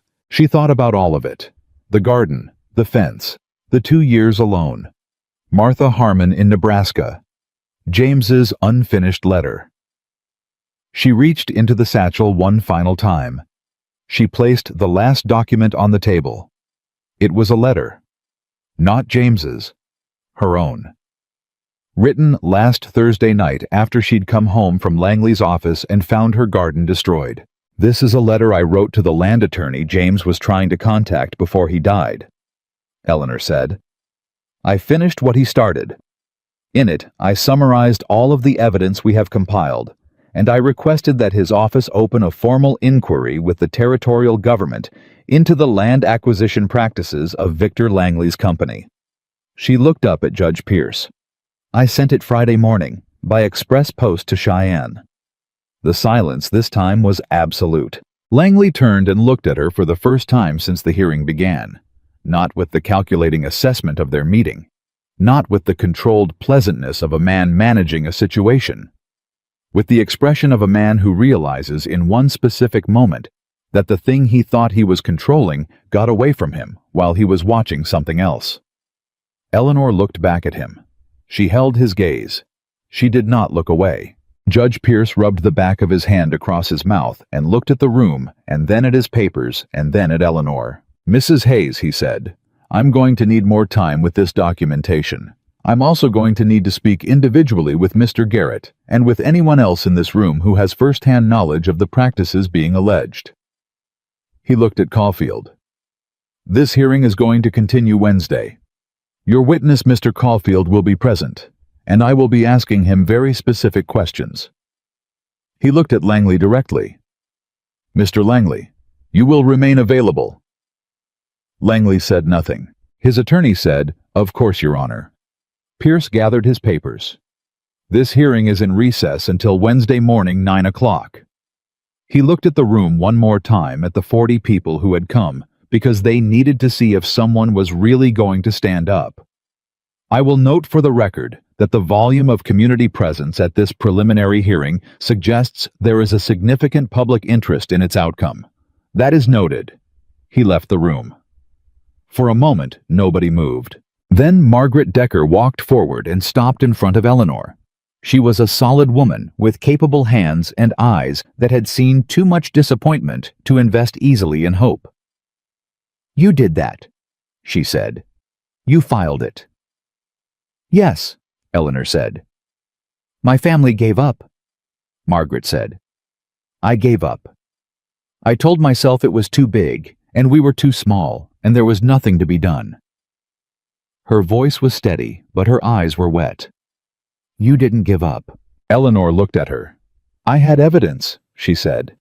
"Your family would have done the same." "My family didn't have anyone sitting beside them," Margaret said. She glanced briefly at Nathan, who was standing a few feet away, and then back at Eleanor. "That makes a difference, whether we want to admit it or not." Eleanor had no answer for that. She stood quietly and let the truth of it sit. The crowd around them was beginning to move, and talk, people finding each other, comparing experiences, making the kind of careful, cautious connections that happen when individuals who each believed they were alone in something discover they were not alone at all. Nathan moved to Eleanor's side. "Prouse," Eleanor said quietly. "I heard," Nathan said. "He's done this before, on the Decker case." "Yes. We need to find the other families he used as a witness. If there's a pattern of Langley producing the same false witness..." "Eleanor." Nathan's voice was low. She stopped. "You have 2 days," he said. "And you just changed this entire hearing with what you put on that table. Take a breath." She looked at him. "I can't afford to take a breath. Langley is walking out of this room right now to plan his next move. And you're going to be ready for it," Nathan said, "because you have been ready for everything so far. He looked at her. One breath. Right now. She held his gaze for a moment. Then she breathed. A long, slow, deliberate breath, and she felt her shoulders drop slightly, and her hands, which had been gripped tight around the handles of the satchel, loosened. I need to find Margaret Decker's documentation, she said, but quieter now. She's standing 10 feet away, Nathan said, and she came here voluntarily. I think she'll talk to you. Eleanor turned and found Margaret Decker still nearby, talking to the man from the second bench. The former Decker property owner, Eleanor realized, was Margaret's brother-in-law, still living locally, still watching what had been taken from his family sit uselessly in Langley's holdings. Mrs. Decker, Eleanor said. Margaret turned. Would you be willing to speak with me this afternoon about Gerald Prowse, about what happened when he testified in your case? Margaret Decker looked at her for a moment. I'll do better than talk, she said. I kept every paper they gave me, every letter, every contract. I kept it all because I couldn't make myself throw it away, even when I thought it wouldn't ever matter. She paused. I reckon it matters now. Eleanor felt something loosen in her chest that had been wound tight for days. Yes, she said. It matters now.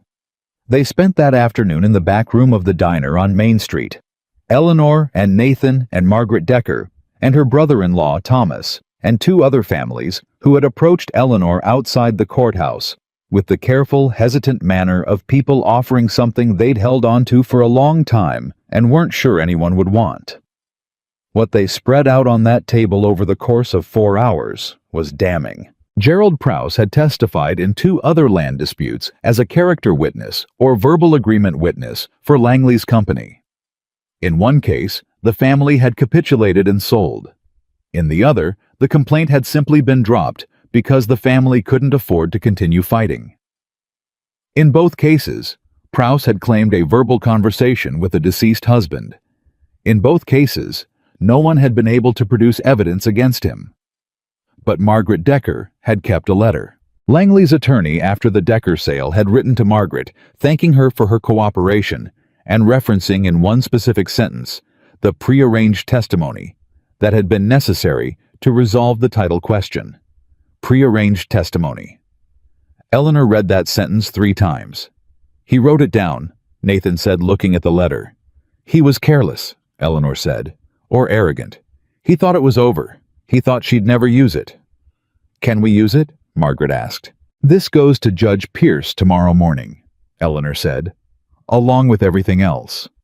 She looked up at Margaret. You held on to this letter for 2 years. I didn't know what else to do with it, Margaret said. I couldn't unsign the contract. I couldn't get the land back. But I couldn't throw it away either. She looked at Eleanor. Something in me knew it wasn't finished. Eleanor folded the letter back into its envelope with both hands. It's not finished, she said. That evening, Nathan rode with Eleanor back toward her ranch, and they were a mile from her gate when he pulled his horse to a stop. She stopped beside him. He's going to try something before Wednesday, Nathan said. When Langley is cornered, he gets dangerous. Tomorrow, he's going to make a move. Eleanor looked at him. What kind of move? I don't know exactly, but I want Ben Whitfield to stay on your property tonight, and tomorrow.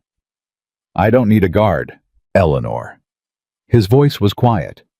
The garden was a message. The next one might not be a message. She looked at him for a long moment in the cold evening air. All right, she said. Ben can stay in the barn. Nathan nodded. He didn't move to ride on. She looked at him. What? He was quiet for a moment, the kind of quiet that meant he was choosing his words. You walked in there this morning with 11 properties, documented a surveyor's testimony, your husband's letter, and a complaint already filed in Cheyenne, he said. You had done all of that in a week. It needed doing, she said. Eleanor. He looked at her directly. I have been in a lot of rooms with a lot of people who were fighting for something. I have sat across from men who ran cattle empires and land companies and legal firms that had more resources in one office than you have on your entire ranch. He paused. I have never seen anyone do what you did today. Eleanor was quiet. "James's letter," Nathan said, "when you put it on the table and said you had finished what he started." He stopped. "That was, don't," she said. Her voice was not sharp, it was just honest. "If you say it was brave, I'm going to have to argue with you. And I'm very tired." Nathan looked at her. Then unexpectedly, he almost smiled. "I wasn't going to say it was brave." "What were you going to say?" "I was going to say it was the most decent thing I have ever watched a person do in a courtroom." Eleanor looked at him. The evening was cold and still around them, and she was tired in a way that went down to the bone, and she had 2 more days before this was over, and she was already preparing for them in the back of her mind. But in the front of her mind for one moment, she simply held what he had said. "Thank you," she said, quietly. "Good night, Eleanor," Nathan said. He turned his horse north toward his ranch. She watched him go for a moment. Then she turned toward home, and Ben Whitfield was already at the gate when she arrived, reliable and solid, and tactfully not asking any questions. And she was grateful for that, and she unsaddled her horse and went inside and sat at the kitchen table for a long time without lighting the lamp. In the dark, she thought about James.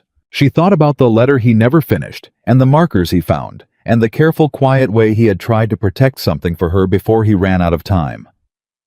She thought about Wednesday morning and Prowse on the stand, and Caulfield and Langley's face when she had put that Cheyenne letter on the table. She thought about 40 people in wooden benches who had come because they needed to see if it was real. Then she lit the lamp, opened her ledger to a clean page, and began writing her preparation for Wednesday. She was not done. She was not even close to done. And somewhere across the dark Wyoming plains, Victor Langley was sitting in his offices above the gold letter sign, and he was planning his next move, and he believed that he could still win this. He was wrong. He just didn't know it yet. Monday night, someone set fire to the east corner of Eleanor's barn. Ben Whitfield smelled the smoke at 11:30 and had the fire beaten down with wet burlap and sheer determination before it caught the main structure. But it was close. Close enough that Eleanor could see the char marks on the timber from her kitchen window when the sun came up. Tuesday morning, black against the old wood, like a bruise that hadn't finished forming. She stood and looked at it for a long time without moving. Then she went inside, picked up her pencil, and added it to her documentation, with the date the time Ben had reported it, and a description of the burn pattern. She did not cry. She did not panic. She wrote it down the way she wrote everything down carefully, completely as evidence. When Nathan arrived an hour later and saw the char marks, his jaw went tight in a way Eleanor had not seen before. He looked at the barn for a long moment without speaking, and when he turned back to her, there was something in his face that was past anger, something quieter and considerably more dangerous. "He's escalating," Nathan said. "Yes," Eleanor said. "Because he's scared. We need to get this in front of Pierce before Wednesday. Today. I already sent word to the court this morning," Eleanor said. "Harold Fitch is expecting me at noon." Nathan looked at her. "You sent word before I arrived." "Nathan," her voice was patient. "I have been managing crises alone for 2 years. I did not wait." He was quiet for a beat. Then, "What do you need from me?" "Ride with me to town," she said, "and don't let anyone follow us there." They rode together, and Eleanor submitted the fire report to the court clerk with a formal written request that it be added to the existing complaint as evidence of ongoing intimidation, post-hearing, post-filing, deliberate. Harold Fitch, to his credit, took the document without argument and stamped it with the date and time without being asked. "Mrs. Hayes," he said quietly as she was turning to leave. "For what it's worth, and I understand if it isn't worth much, I am sorry I didn't say more sooner." Eleanor looked at him. "I knew about the inquiry on your property," Harold said. "When Doyle's office filed it 6 months ago, I should have found a way to tell you." Eleanor studied him for a moment. "You're telling me now," she said. "In the future, tell people sooner." She walked out. Nathan was waiting outside, and he fell in beside her without asking how it had gone, because he could read it on her face, not triumph, not relief, Just forward motion, the constant disciplined forward motion of a woman who would not stop moving until this was finished. "One more stop," Eleanor said. She turned toward the end of the street, where a narrow building sat between the hardware store and the post office, with a hand-lettered sign in the window that read, "Grover's Creek County Register, Weekly Edition." Nathan stopped walking. "Eleanor?" "The editor is a man named Holt," she said, still moving. "I went to school with his wife. He's been wanting a story worth printing for 3 years." She glanced back at Nathan. "I am going to give him one. If you go to the paper before Wednesday—" "Langley burned my barn?" Eleanor said. "He is not going to stop.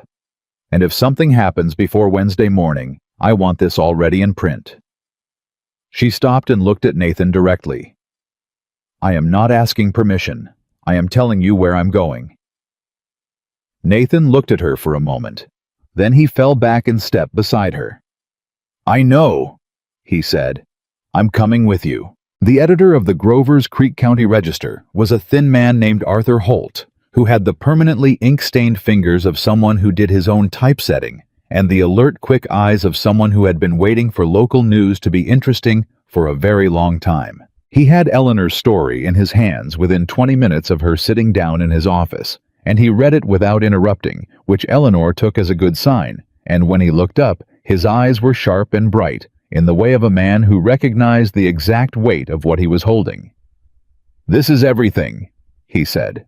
"It's the summary," Eleanor said. "The full documentation is with the court.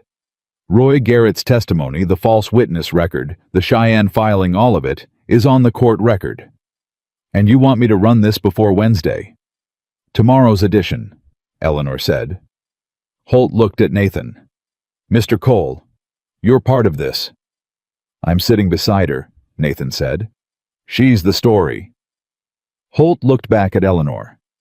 "Langley's company places regular advertising in this paper," he said. "I know," Eleanor said. "I checked before I came. If I run this, that advertising goes away." "Probably," Eleanor said. "And if you don't run it, what you'll have is a record of knowing about it and staying quiet." She held his gaze. "Which story do you want your paper to have told Arthur?" Holt was quiet for exactly 4 seconds. Then he picked up his pen.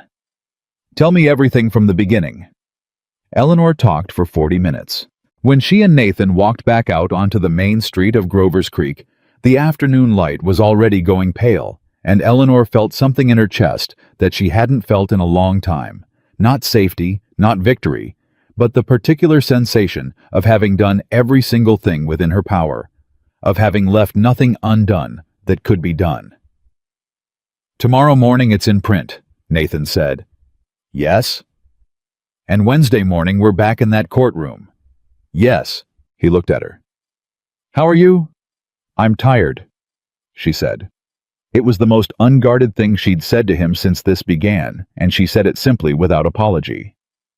"I'm tired in a way that I don't think one night of sleep fixes." "No," he said, "it doesn't." They stood for a moment on the street. "When this is over," Nathan said carefully, "I would like to repair your barn properly. Not as a business arrangement, not as part of any agreement, just because it needs repairing and I have the means and I would like to." Eleanor looked at him. "We'll talk about it after Wednesday," she said. "Yes," he said. "We will." She rode home, and the evening was cold, and Ben Whitfield was at the gate, and the char marks on the barn were still there, in the dimming light, and Eleanor looked at them once, and then went inside, and went to bed. And for the first time, in as long as she could remember, she slept deeply, and without dreaming, because she had done everything she could do, and all that was left was Wednesday. Wednesday morning came clear and cold and still.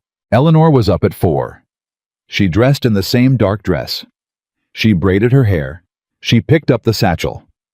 She stood in the kitchen for a moment, not looking at anything in particular, not thinking about the hearing or Langley or Prowse or the judge. She thought about a Tuesday morning in February 1882, when the doctor had ridden out to the ranch and removed his hat in the kitchen doorway and said the words that had made her world go silent.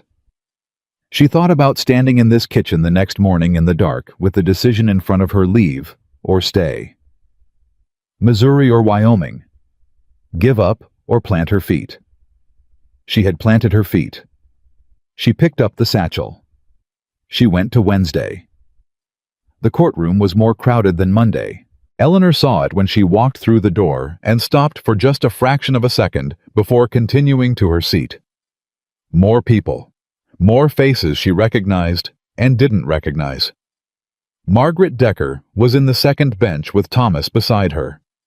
Roy Garrett was near the front, his survey notebook on his knee. Two women from down the valley that Eleanor had never spoken to were seated together shoulder to shoulder, both with papers in their hands. And standing at the back of the room watching the crowd with the expression of a man who had badly miscalculated something and was only now understanding the scope of it was Victor Langley. He looked smaller than he had on Friday. The gold letter sign Confidence was still there in his posture, but underneath it, something had shifted, and Eleanor could see it the way you can always see it. Once someone's structure starts to give a tightness around the eyes, a stillness that was too controlled, the particular alertness of a man who has walked into a room expecting to be the most powerful person in it and found the balance had changed. He saw her. Eleanor looked at him for exactly 3 seconds. Then she turned away and sat down. Nathan sat beside her. Judge Pierce entered at 9 o'clock. He sat down, organized his papers, looked at the room, and then looked at Langley's table, where Caulfield was already arranged with his leather cases and his careful professional expression. "Mr. Caulfield," Pierce said, "you indicated Monday that you had a witness, a Gerald Prowse, who would testify to a verbal sale agreement between Mr. Langley and the deceased James Hayes."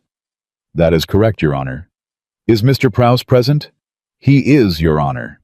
Caulfield gestured to a man seated beside him, a compact, nondescript man of middle age with a forgettable face and the particular stillness of someone who had rehearsed what they were about to say. "Mr. Prowse," Judge Pierce said, "you'll be speaking under oath. Come forward." Gerald Prowse stood and moved to the front of the room and took the oath with the practiced ease of someone who had done it before. He settled into the chair, arranged himself comfortably, and looked at Judge Pierce with the open, cooperative expression of a man who had nothing to hide, which was of course precisely the expression of a man who had everything to hide. He testified for 12 minutes. James Hayes, he said, had told him in the spring of 1882 that he had agreed in principle to sell the property to a land company he hadn't known the name at the time, but understood now it was Mr. Langley's company for a price that reflected the property's condition. He said James had been clear that Eleanor was to receive the proceeds for her security after he was gone. He said the conversation had taken place at the county land office. Eleanor sat completely still through all of it. She did not look at Nathan. She did not react. She let Prowse speak, and she watched the room, and she watched Langley, and she watched Judge Pierce's face, which gave away nothing, and she waited. Caulfield sat down looking satisfied. Pierce looked at Eleanor. "Mrs. Hayes, your response." Eleanor stood. "Mr. Prowse," she said, and her voice was steady and clear and reached every corner of that room. "You testified that this conversation with my husband took place at the county land office in the spring of 1882. "That's right," Prowse said. "What month specifically?" A pause. Small. Almost nothing. "April, I believe." "You believe?" Eleanor opened her satchel. "I have the county land office visitor records for April, May, and June of 1882. She placed the documents on the table. "Harold Fitch has kept records of every individual who conducted business at that office for 15 years. I requested those records yesterday afternoon." She looked at Prowse. "James Hayes visited the land office twice in 1882, once in January and once in October. He was not there in April." She looked at Judge Pierce. "Your Honor, I would like these records submitted." "Submitted," Pierce said. Prowse's cooperative expression had not changed exactly, but something underneath it had. A tightening. A recalculation. "Furthermore," Eleanor said, and she reached into the satchel again. "I have a letter written by Carver Doyle, attorney of record for all 3 Langley property acquisitions to Margaret Decker, following the sale of the Decker property, in which he references what he calls the pre-arranged testimony that resolved the title question." She placed it on the table. Gerald Prowse provided testimony in the Decker case. The same claim of verbal agreement with a deceased husband. The same structure. The same false witness. She looked at Prowse directly. "How many times have you testified about conversations with dead men, Mr. Prowse?" The room broke open.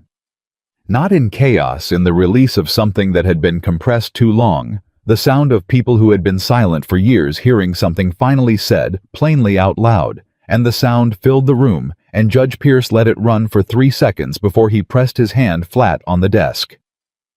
"Order," he said. The room settled. Prowse had stopped looking cooperative. He was looking at Caulfield. Caulfield was looking at the letter on Eleanor's table, with an expression that had nothing pleasant left in it. And Langley, standing at the back of the room, was very, very still. "Your Honor," Eleanor said, and she had not sat down, had not broken her stance, had not shifted or softened by 1 degree. "I would like to submit everything on this table as formal evidence, and I would like the court to note that since the filing of this complaint on Monday, there has been an additional act of intimidation against my property, specifically the fire set on my barn Monday night, documented and submitted to the court clerk Tuesday morning." She paused. "Victor Langley has been conducting a systematic campaign against property owners in this county for at least 6 years. He has used false witnesses, fraudulent surveys, manipulated pricing, and direct physical intimidation to acquire properties by coercion. I have documentation supporting 11 cases. I have the testimony of a licensed surveyor who participated under false pretenses. I have a letter containing an explicit reference to prearranged testimony. And I have the original complaint filed with the territorial government in Cheyenne, which as of yesterday afternoon has been acknowledged and accepted for review." She looked at Judge Pierce. "I am asking this court to freeze all current Langley land acquisitions pending a full territorial investigation to invalidate the false survey markers on my property boundary and to issue a formal injunction against any further action by Langley's company toward the Hayes Ranch." Silence. Caulfield stood. "Your Honor, the breadth of what Mrs. Hayes is requesting goes well beyond the scope of a preliminary." "Sit down, Mr. Caulfield," Judge Pierce said. Caulfield sat down. Pierce looked at his papers. He looked at the evidence table. He looked at the room. He looked at Langley at the back. "Victor Langley," Pierce said, "come forward." Langley walked to the front of the room. He had his composure. Eleanor had to give him that. He stood in front of the judge's desk with his hands at his sides, and his face arranged into something that was still trying to be the reasonable, civic-minded businessman who had come here to clear up a misunderstanding. It wasn't working anymore. The room knew what it was looking at now. "Mr. Langley," Pierce said, "I have in front of me 11 property transactions bearing your company's involvement with pricing irregularities that will require explanation. I have a surveyor's sworn testimony about falsified boundary markers on the Hayes property. I have a letter from your attorney referencing prearranged witness testimony. And I have a complaint in Cheyenne that means this is no longer entirely within my jurisdiction to resolve." He looked at Langley steadily. "What I can do is this. I am issuing an immediate injunction on any acquisition activity by Langley Land and Resource Company within Connolly County, pending the territorial review. I am ordering the survey markers on the Hayes South boundary removed and the original deed boundary restored. And I am referring the matter of Gerald Prowse's testimony to the county attorney for review of potential perjury." Pierce looked at Caulfield. "Mr. Caulfield, I would suggest your client engage very honest counsel very quickly." Caulfield said nothing. Langley said nothing. And Eleanor Hayes stood at her table in the Grovers Creek Circuit Courtroom and watched the thing she had been working toward for 2 weeks, that James had been working toward for 2 years, begin to happen. It was not a roar. It was not a dramatic collapse. It was quiet and procedural and utterly final, the way the most important things often were. Margaret Decker reached forward from the second bench and touched Eleanor's arm. Eleanor turned. Margaret didn't say anything. She just nodded once, the nod of a woman who had believed for 2 years that it was over and was only now understanding that it wasn't. Eleanor nodded back. Langley left the courtroom without looking at her. His attorneys followed. Prowse left quickly, head down, and Eleanor watched him go and thought that his problems were only beginning. The room around her was full of noise. Now people talking, people finding each other. The particular released energy of a space where something heavy had just been lifted, and Eleanor stood in the middle of it and felt for the first time since this began the specific weight of what she had been carrying. She had not understood how heavy it was until she felt it begin to lift. Nathan was beside her. He didn't say anything for a moment. He just stood there, and she was aware of him, the way she'd been aware of him through all of it, solid present, not trying to take anything from her, not trying to add anything she hadn't asked for. "Roy Garrett," she said. "I'll find him," Nathan said. "I want to thank him myself. He's just outside." She turned and found Roy Garrett near the door, putting his survey notebook into his coat pocket, with the deliberate, careful movements of a man setting down something he'd been carrying too long. He looked up when she approached. "Mrs. Hayes," he said. "Roy." She stopped in front of him. "Thank you." Roy shook his head. "I should have done this 2 years ago." "Maybe," Eleanor said. "But you did it now." And now was what mattered. Roy looked at her for a moment. Something in his face eased slightly. The specific easing of a person who has been unable to forgive themselves for something and has just been given the smallest, truest beginning of a path toward it. "Your husband was a good man," Roy said quietly. "I met him only once, at the land office. He was trying to figure out something that didn't make sense to him, and he was going about it carefully and without making accusations. He was a good man." Eleanor felt the back of her throat tighten. "He was," she said. Roy put on his hat and walked out, and Eleanor stood where she was for a moment and let herself feel that not the grief of it, which she knew the shape of too well by now, but the other part, the part she didn't let herself feel often. The pride, the love that was still present even now, and always would be, because that was what love did when it was the real kind. It didn't disappear when the person did. It stayed. It changed shape. It became something you carried instead of something you held. But it stayed.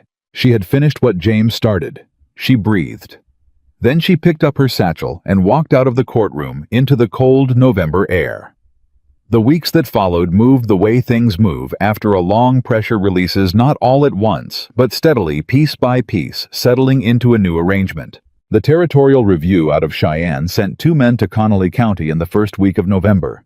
They spent 10 days going through Langley's records, and what they found went well beyond Eleanor's 11 documented properties. There were 19.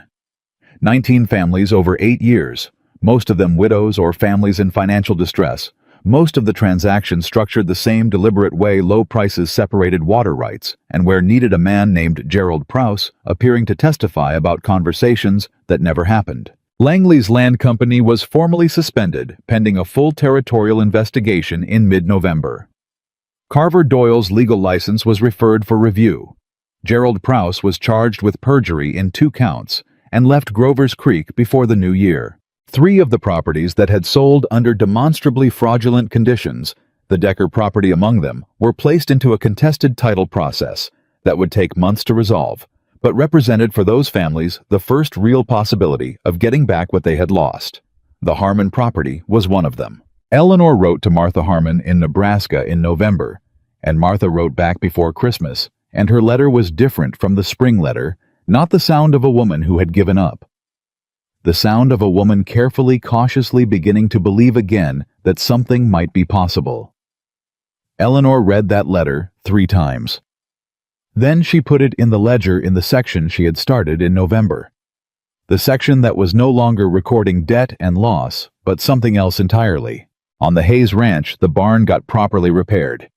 Nathan had raised the subject again the second week of November, and Eleanor had looked at him across the kitchen table and said, "All right, but I work alongside your men. I'm not watching someone else fix my barn." Nathan had agreed immediately, which she had expected, because he had learned, or maybe always known, that agreeing immediately was often the wisest thing. She did work alongside them. 3 days cold and hard, and by the end, the barn was solid and weatherproofed, and the char marks were covered over with new timber that smelled like cut wood and cold air. And Eleanor put her hand on the new planking and felt something she hadn't felt when she looked at the barn before. Permanence. Like it was going to stay. December came, and Nathan came with it most evenings after the day's work was done. Not invited exactly, or rather, invited in the way that things become invited when they happen enough times without objection. He would arrive as the light was going, and Eleanor would have the fire built up, and they would sit at the kitchen table with coffee and talk about cattle and land and water tables, and occasionally things that had nothing to do with ranching at all. He told her about his family once. A brother in Ohio he rarely saw, parents both gone. The way he had come to Wyoming 20 years ago with a specific intention to build something real, and had done it and found somewhere along the way that building something real left a person with a great deal that was solid and not very much that was warm. Eleanor listened without trying to fix it, which he clearly appreciated. She told him about James. Not the death that she kept mostly in the part of herself that was hers alone, but the life. The drawings in the notebook. The way James talked about the orchard on the East Hill, like it was already there. The morning walks they had taken before the work started, just to see what the day looked like from the top of the ridge. Nathan listened in the same way she did, with full attention, and without trying to make it into something different than it was. She did not know exactly when it shifted. Maybe it had been shifting the whole time from the moment he'd stood in her doorway with his hands visible and his voice level and told her he wasn't there to save her. From the moment he'd sat across from Langley and said she's running it. From the moment he'd said in the cold outside the courthouse he saw it. I believe that. She only knew that by December, when Nathan arrived in the evenings and knocked at the door, there was a thing that happened in her chest that was not the guarded wariness of the first weeks, and was not the careful trust of the alliance they had built. It was something quieter than either of those. Something she had not expected to feel again. One evening in mid-December, he arrived later than usual, and she had already eaten and left a plate covered on the back of the stove, the way she'd started doing without exactly deciding to. And when he came in, he saw it and went quiet for a moment. "You left supper," he said. "It was going to waste," Eleanor said. She didn't look up from the ledger. Nathan sat down. He ate the supper. After a while, he said, "I've been thinking about something." "Tell me," Eleanor said. "The East Hill," Nathan said. "You mentioned James talked about an orchard there." Eleanor looked up. "The soil on that slope is better than most of your acreage for fruit trees," Nathan said. "I looked at it last week when I rode the boundary. Apple and maybe pear if you planted in the spring." He was watching her face carefully, the way he had learned to. It would take years to produce, but it would produce. Eleanor looked at him for a long moment. The fire was burning well. The kitchen was warm. Outside, the December wind moved across the Wyoming plains with its low, persistent sound, and the ranch was quiet and solid and repaired, and the ledger in front of Eleanor recorded growth, now not loss. "You looked at it last week," she said. "Yes." "You rode my boundary and looked at the East Hill." "Yes." "And you've been thinking about it since." "Yes." Eleanor held his gaze. "Then in the spring," she said, "we'll plant the orchard." "Not I'll plant the orchard, not you can help, we'll." Nathan heard it. He didn't make it larger than it was because he had learned that with Eleanor, the truest things were the ones you received exactly as they were given, and did not try to expand or define before they were ready. He simply said, "In the spring then," and Eleanor looked back at her ledger and wrote in the margin in her careful handwriting, below the records of fence repairs and crop yields and the lease agreement and all the things she had built from nothing East Hill Orchard. Spring. That was not a plan anymore. It was a promise. The broke ranch house did not become something grand. The roof still needed work in 2 places. The kitchen window pane she had never replaced was still oilskin. The path from the gate was still unpaved and turned to mud in the hard rains. But Eleanor stopped seeing those things first. What she saw first now was what worked, what she had built, what had been attacked and had held, What had been burned and had been repaired? What had been threatened at every angle by a man who believed she was nothing, and had turned out to be, if anything, the wrong widow entirely? She had not been saved. She had fought her way to the surface alone, and with the deliberate chosen help of people she had earned, and who had earned her, and she had stood in a courtroom in a dark dress with her dead husband's letter, and the truth, and she had not flinched. The woman everyone in Grover's Creek had been quietly waiting to fail had instead become the reason 11 families had a fighting chance at justice, and 19 families had their stories told out loud, finally in a room where it counted. She was not the widow of the broken ranch anymore. She was Eleanor Hayes, and she had kept every inch of what was hers, and she had planted the seeds of what was coming, and she was not done yet, not even close.